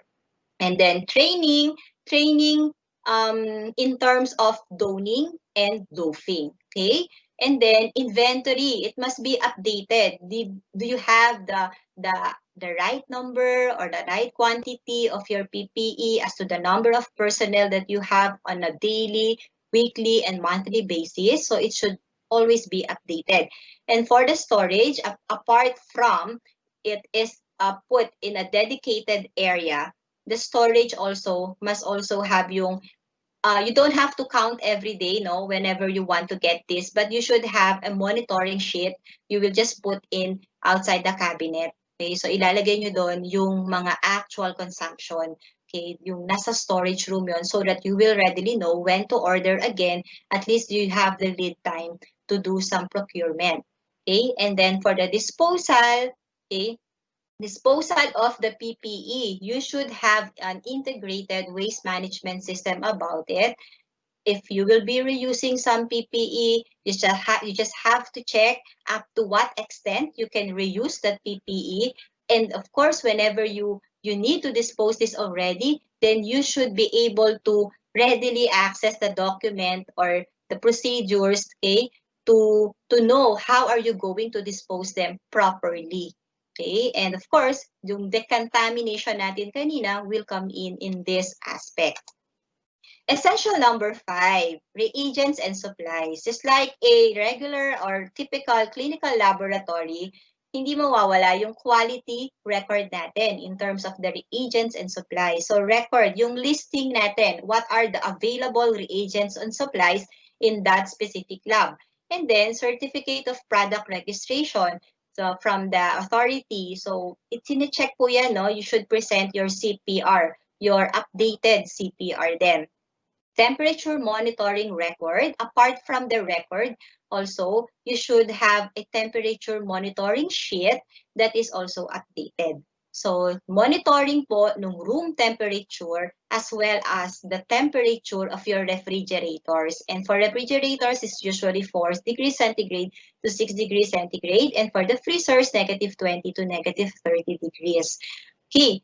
And then, the material safety data sheet, it should be already included, okay, the moment that you purchase your reagents and supplies. However, there are some suppliers that they neglect to give the laboratory, or sometimes they forgot already to give us the MSDS. No, you have to seek for that. You have to secure, and you have to make sure that this is updated din po, no? Sometimes you have to check the date because there are some suppliers, I'm not saying all, na they give MSDS but sometimes it's past due. Okay, so you have to check on that. So we also have a tool for that. Okay, so that is for reagents and supplies. Essential number 6, no? And then we're ready to go. Manpower, adequate number of qualified personnel. There is a designated exact number of the personnel that you should be hiring in the laboratory. Okay, in terms of the analytical and post-analytical, ito po yung importante. Siyempre, the analyst, no? And the laboratory aid, and then the encoder. So sila yung mga naka-highlight na red dito, these are the persons who are really needed during the analytic and the post-analytic phases. And then, these people, all of these people listed here, should have training certificates on molecular laboratory diagnosis. That's why RITM also offer a training on RT-PCR if you will be having, like for example, nga RT-PCR laboratory. And training on biosafety and biosecurity that is also given by RITM and designated institutions by the DOH. You should also make sure that your staff or your manpower have this annual health status record, at least yung pinaka-latest nila na medical certificate, no, that will really indicate their actual or their current health status. Baka last week pa yon, so you should also make it to a point that you have a specific date validity about the medical certificate of your personnel. And then, laboratories also require influenza vaccination. For example, yung mga flu vaccine natin, okay? Because we know very well that we will be encountering this, yung ating pathogen. In this case of SARS-CoV-2, talagang very, po siya, no? Virulent and really cannot get away kasi working with it. So at least we have protection man lang na hindi tayo magkasakit. Our immunity will still be up. Okay, so that will be the requirements for the manpower. And as soon as you acquire everything, you have to what? You have to collate. You have to make sure that the proper date is indicated. Kasi sometimes yung certificate na neglect natin, tingnan as soon as we have it because we're very excited. So you have to check din also the spelling of your name. Baka hindi kayo yon or baka ikaw yon pero wrong spelling. So that is non-conformity, no? If I will be the assessor or I will be the checker, then I might think that it's not you. Or baka sometimes kapangalan mo lang. So please make sure that what is indicated in the training certificate is the actual person who undergone the training and the actual training undergone by that person. And the training on biosafety and biosecurity also, it should also be given to you by authorized people, okay, that is designated by the DOH. And then, let's move on with essential number 7, emergency incident response material. So, this is usually seen in a typical laboratory, but then, sabi ko nga, these are the littlest things that are often forgotten. So, first aid kit versus first aid box. So, what is the difference? So, first aid box, this is the same lang yung kanilang content or components. However, when we say first aid box, ito po yung naka-install lang in a specific area, yung nakakahon, nakadikit, okay, sa wall. And then, whoever will be like having an accident in that specific area, dun mo lang po siya pwedeng magamit right away because as the name implies, first aid, no? Emergency or immediate or urgent. Versus first aid kit. So this is the kit, okay, as shown in the illustration. So it is a bag, okay, bearing all of those materials for your immediate emergency response. So you can bring it anywhere, not necessarily in a specific room lang siya assigned. So you can readily bring this even outside of your laboratory whenever you have this field activity. Ganyan. So you have this first aid kit, or you are in the administrative area, you should also have this first aid kit. Then spill kits, it is a must, biological spill kit. So you don't have to necessarily buy or purchase this biohazard spill kit, but you can customize. Okay, ang importante is you know what are the things that you should be integrated or put in here. So definitely you have your tongs because you are not supposed to touch any spillage, your specimen, or even broken glasses. And then you have your towels, and then you have or tissue, pwede ring tissue, no, if you don't have really yung towel natin na ginagamit. And then this should be disposable. And then you should also include here your PPEs, your gloves, your mask, they're your disinfectant. Okay, you should not also put in here sana yung alcohol, although it's important because sometimes it is mistaken with a bleaching solution. And as soon as you spray it, lalong kumakalat yung spillage natin, nagkakaroon ng aerosolization. Okay, so if you will be putting in here your alcohol, then you must label it properly or lagyan nyo siya ng color coding. Okay. So those are just examples of the component or the content of your spill kit. And then for the fire extinguisher and fire prevention devices, okay, we know very well that this is a must for our building code. Then visual emergency alert or alarm. So andyan siya, no? There will be, sometimes no, there are alarms, but then dahil very busy ang ating staff, no? Mas maganda kasi na there is also a visual, okay, alert, so that whenever they hear something, they can validate that what they're hearing is just not their imagination, that there's really something is going on, not good. Something not good is really going on. And then when they look up at the visual emergency alert, then they can validate. Okay, so iilaw-ilaw po siya, no? Whenever there are some incidents. Essential number 8, I think this is the last of the essentials that I have here. Definitely, in all of those essentials that I have mentioned earlier, you need to have your documented and updated guidelines and policies because you will not be acquiring all of those or putting in there sa inyong laboratory without your policies, no? That anybody will not never know how to manipulate, how to use it. So first and foremost, you need really to have this documented and updated guidelines and policies. So this is really very essential. So what are those specific guidelines and policies that you have to secure? Of course, the operation and maintenance of the laboratory, technical procedures of the specific services that is being provided so that people will be acquainted, procedures for the receipt and performance of testing. Okay, and then procedures for reporting of results. You have got the very good computer, password protected, okay? But then the staff never know how to use your reporting mechanism, so that will be of no good then. Procedure for reporting and analysis of incidents, adverse events, so that if you have the spill kit, then they will really know how to use it, because it's integrated in your procedures for reporting and analysis of incidents, so kasama siya doon.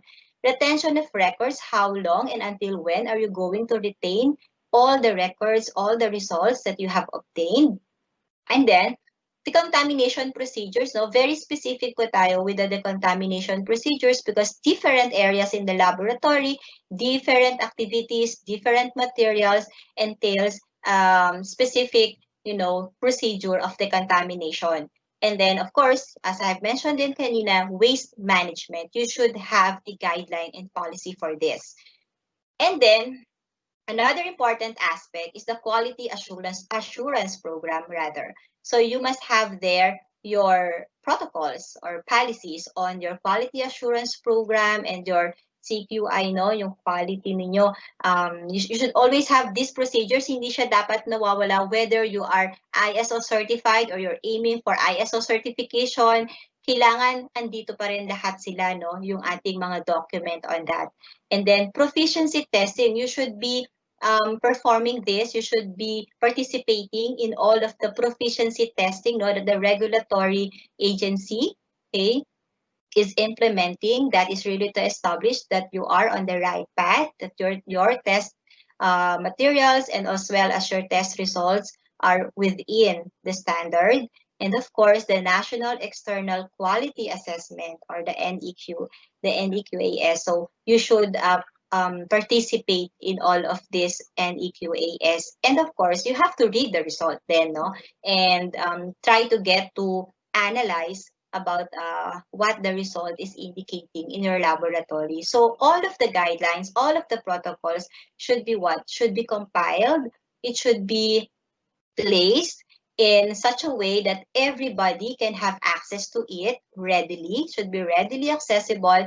And of course, you should also protect this document in such a way that it should not be accessible to the outsiders. Okay, so everybody must also be informed that these records are existing. Okay, so in putting our laboratory, we can readily see, no, or imagine that it's really costly, no, really entires a high budget. But then one thing that we have to make sure, if we will be procuring or purchasing all of those, or like putting up a facility or a building structure, then we just have to make sure that this will be cost effective and efficient. Yun lang naman po, no? So sometimes, no, we have really to make a check and balance with regards to our cost effectivity and efficiency. And last thing is, of course, the challenges. So that's why konti lang ang nagpo-put up nowadays, because they are really challenged first by the location, no? So there are some instances, no, in the past that the specific lab was not allowed because of its location. So you have to really think a very good location. And if you think your specified location will not be allowed, then do not assume, no? Bawal lang nag-assume. You have to check, you have to ask the authority. It's all right to ask, but it's not all right to assume. Okay, so you have to check your location if it will be allowed. Just before you set up, no? You set up your laboratory kasi baka mamaya it will not be allowed, and then, okay, you will be, you know, having this big expenses already. And then another challenge is the budgetary requirements for all of these. So a lot of things you have to purchase or to procure. Then you have to pay your personnel, the training and everything. So you have to make sure that you have, you know, budget for this. This become really a challenge for most, no, of those people who are planning to establish their laboratory. Manpower. We have a lot of medical technologists, but sometimes the distribution per area is still a challenge. So that's why, and also if you have, sometimes naman, the situation is you have a lot of medical technologists or health allied professionals in the area or in your area, but they do not have the necessary training yet. So you have to invest on their training, no? So sometimes, no, other people or other individuals, what they do in setting up their laboratory, just to, you know, just to alleviate this challenge on manpower, they do some hiring requirement that the personnel must already be trained, so that there will be some enhancement na lang on the part of the employer.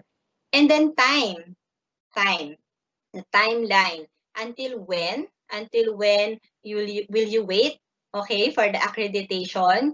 Okay, so that will be really a challenge for you kasi it will really depend also on your proficiency, on your compliance with the requirements. So sometimes if you have a lot of deficiencies, if you have a lot of still things to comply, proficiency results are not yet okay, so yung time talaga remains a challenge, no? Nagtatagal.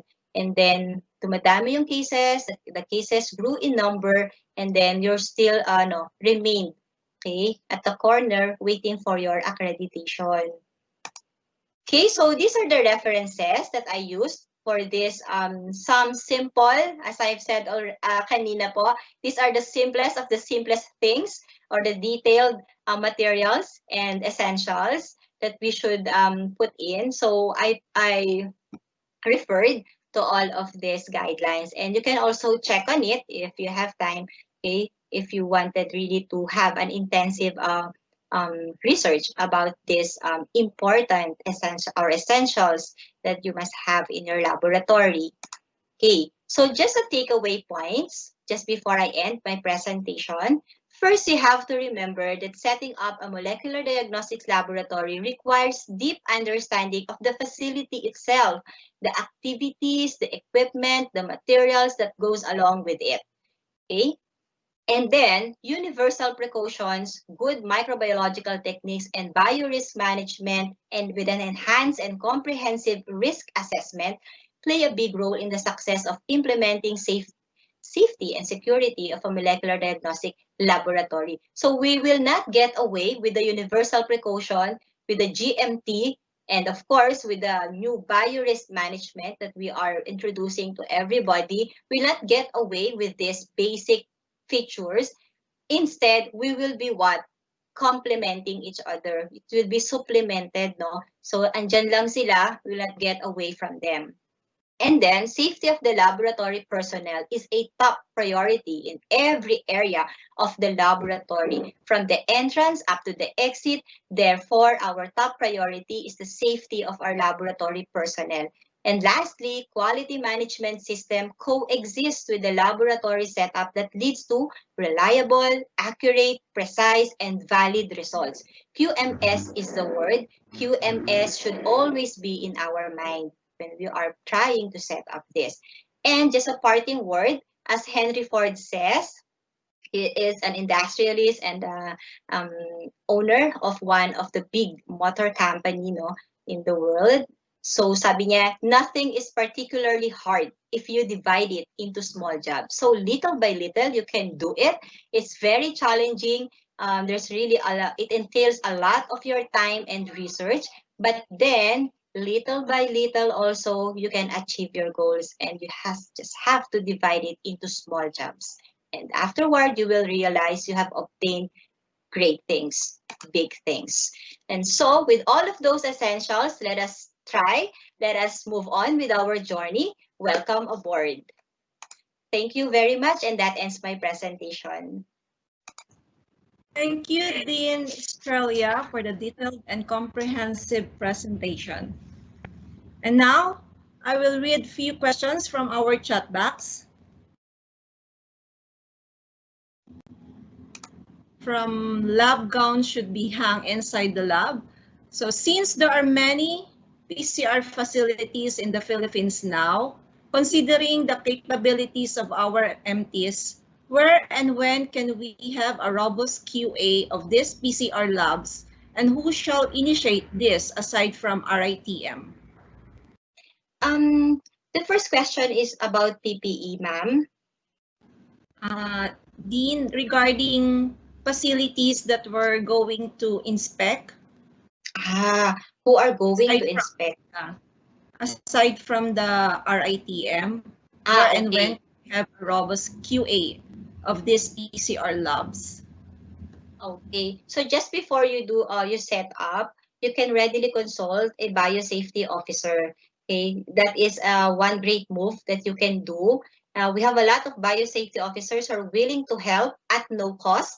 Okay, that is our mandate. That is really to help our laboratories in setting up this kind of laboratory, especially now that we are in pandemic. And then with that, we're also collaborating with our friends and with our colleagues from RITM and DOH, and so that we wanted really to make sure that yung UMS natin upon setting up your laboratory are really being observed.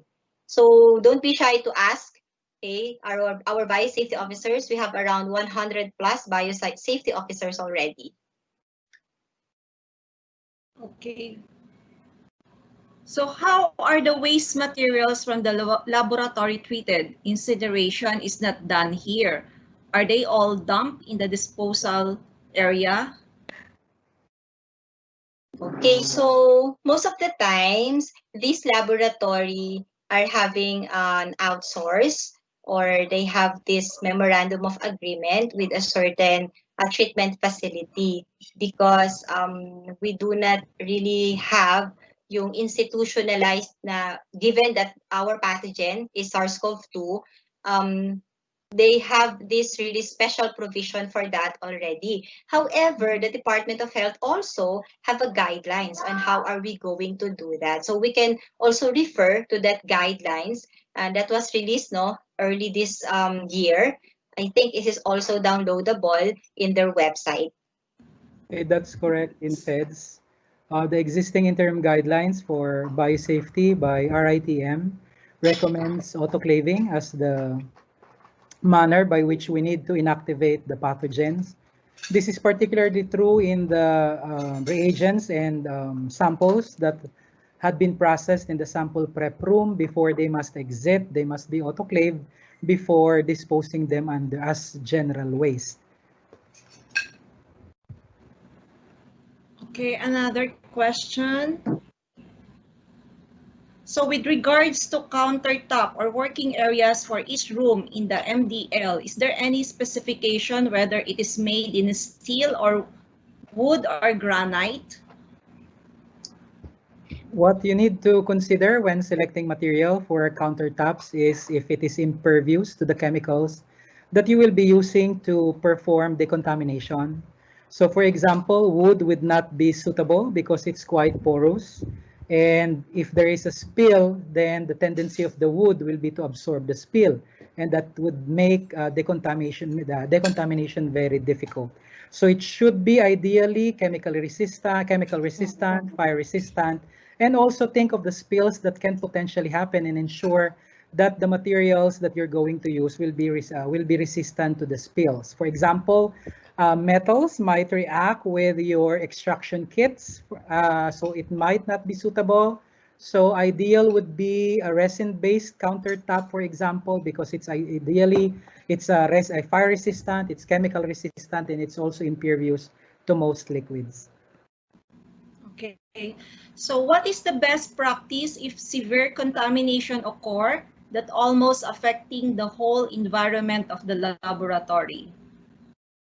Okay, so the question is, there is really a big contamination inside the laboratory. So first, because we're talking about safety of everybody, you stop the work, then you do a very quick risk assessment on what to do next. And because you have the protocols and the SOP readily available, then you implement that right away. And you also refer to your emergency incident response plan. Okay, and then you have the one thing that you really have to make sure is that nobody will be exposed heavily. Okay, there will be some minimal exposure, but what we are trying to do is to alleviate, at least man lang ma-minimize natin yung risk to our employees and of course to the outside environment. Okay, so in addition to that, if you're looking for the most efficient way on how to decontaminate the area, for example, the entire facility is compromised, you can look into fumigation, for example, using vaporized hydrogen peroxide or VHPs. So it's usually employed. You can kill all pathogens inside, even the ones in your filter, if you use that approach. And if I may add to that, yung sa fumigation, it should be also included in your SOP and the frequency of fumigation. We don't have to wait that there will be a strong or heavy contamination in the area, but you can always apply that or do that, or you can also have a drill about that so that everybody will be aware na how to use it, how to do it, and when to do that. So yung frequency, yung drills, yung trainings, that must be integrated. Thank you. Okay. Follow-up question for that. Is there a recommendation for the contamination of molecular laboratory? Do we have a recommendation if it's once a month or twice a week? do we do do we have to decontaminate the lab? Well, prudent practice will indicate that for every shift you need to do decontamination. That is not necessarily stated in the interim guidelines, but that would be an ideal recourse. So in the absence of an existing guideline, that you should at least perform a basic cleanup of your surfaces, for example, for every shift. However, for the manner of how you do decontamination, again, you may refer to the interim guidelines. They have specifications there on what chemicals are recommended for decontamination. So make sure that these decontaminating agents, these chemicals that you use, will address your main pathogen, which is SARS-CoV-2. Yes, that's right. And Okay. whenever you will be doing that, you have also to ensure that you're ready not to operate for a certain period of time, 1 or 20, like for example, 1 day or 24 hours, just to give enough time for that fumigation activity and for the disinfectant or whatever chemicals is in there to really settle in. Okay, so due to time constraints, we will take note of your questions through the chat box and we will post the answers in our web. So for this next synthesis, Thank you very much. Thank you. thank you to our speakers.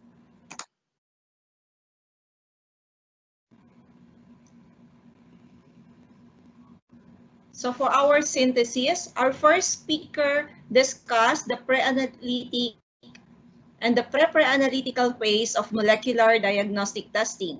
He mentioned and reiterated the quote of Dr. Cueto from PRC Summit that COVID-19 pandemic changed the landscape of the practice of our profession. So in our case, the availability and use of molecular technology, the COVID-19 exposed a major weakness in our country. At the start, many hospitals are not qualified to test for coronavirus. He started discussing the basics of molecular technology, the uses and significance before discussing PCR. In detail, he discussed the PCR mechanics. PCR is sensitive and specific, hence, we have to be careful with contamination. Laboratory organizations and laboratory equipment is a one-way street. Otherwise, a carryover of contamination. It should be a unidirectional flow. He focused on contamination, how to prevent contamination in every area, and he showed what are the source of contamination. To date, there are 153 accredited molecular laboratory all over the country. There are 5 steps in the process to get the accreditation and includes proficiency testing and training is very crucial. At the end, he mentioned all requirements needed to set up a molecular diagnostic laboratory. Because of this pandemic, we were disrupted, but we were diversified, transformed, and changed. So the second speaker talked about the analytical and post-analytical aspects of molecular diagnostic. The key concepts of the following were discussed in detail. Essentials number 1 is code of practice. Essential number 2, laboratory design and facilities. Essential number 3, laboratory safety equipment. Essential number 4, PPE. Essential number 5, reagents and supplies. Essential number 6, manpower. Essential number 7, emergency incident response materials. And essential number 8, administrative policies. She mentioned at the start, one must know the what, the where, and the who, the why, and the when of every aspect. She also mentioned the challenges and gave us some takeaway points in the end.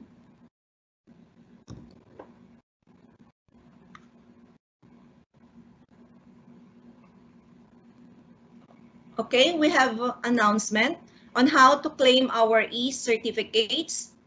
Answer the webinar post-test and post-evaluation using the link to be flashed in the succeeding slide. So double check your email address and full name before submitting your post-test and post-evaluation. There might be a lag due to the number of people accessing the online form. So if unable to access the post-test and post-evaluation, refresh your browser or use the alternative link. So the e-certificate will be sent to your registered email address within 10 working days. So the link will only be open for the next 30 minutes.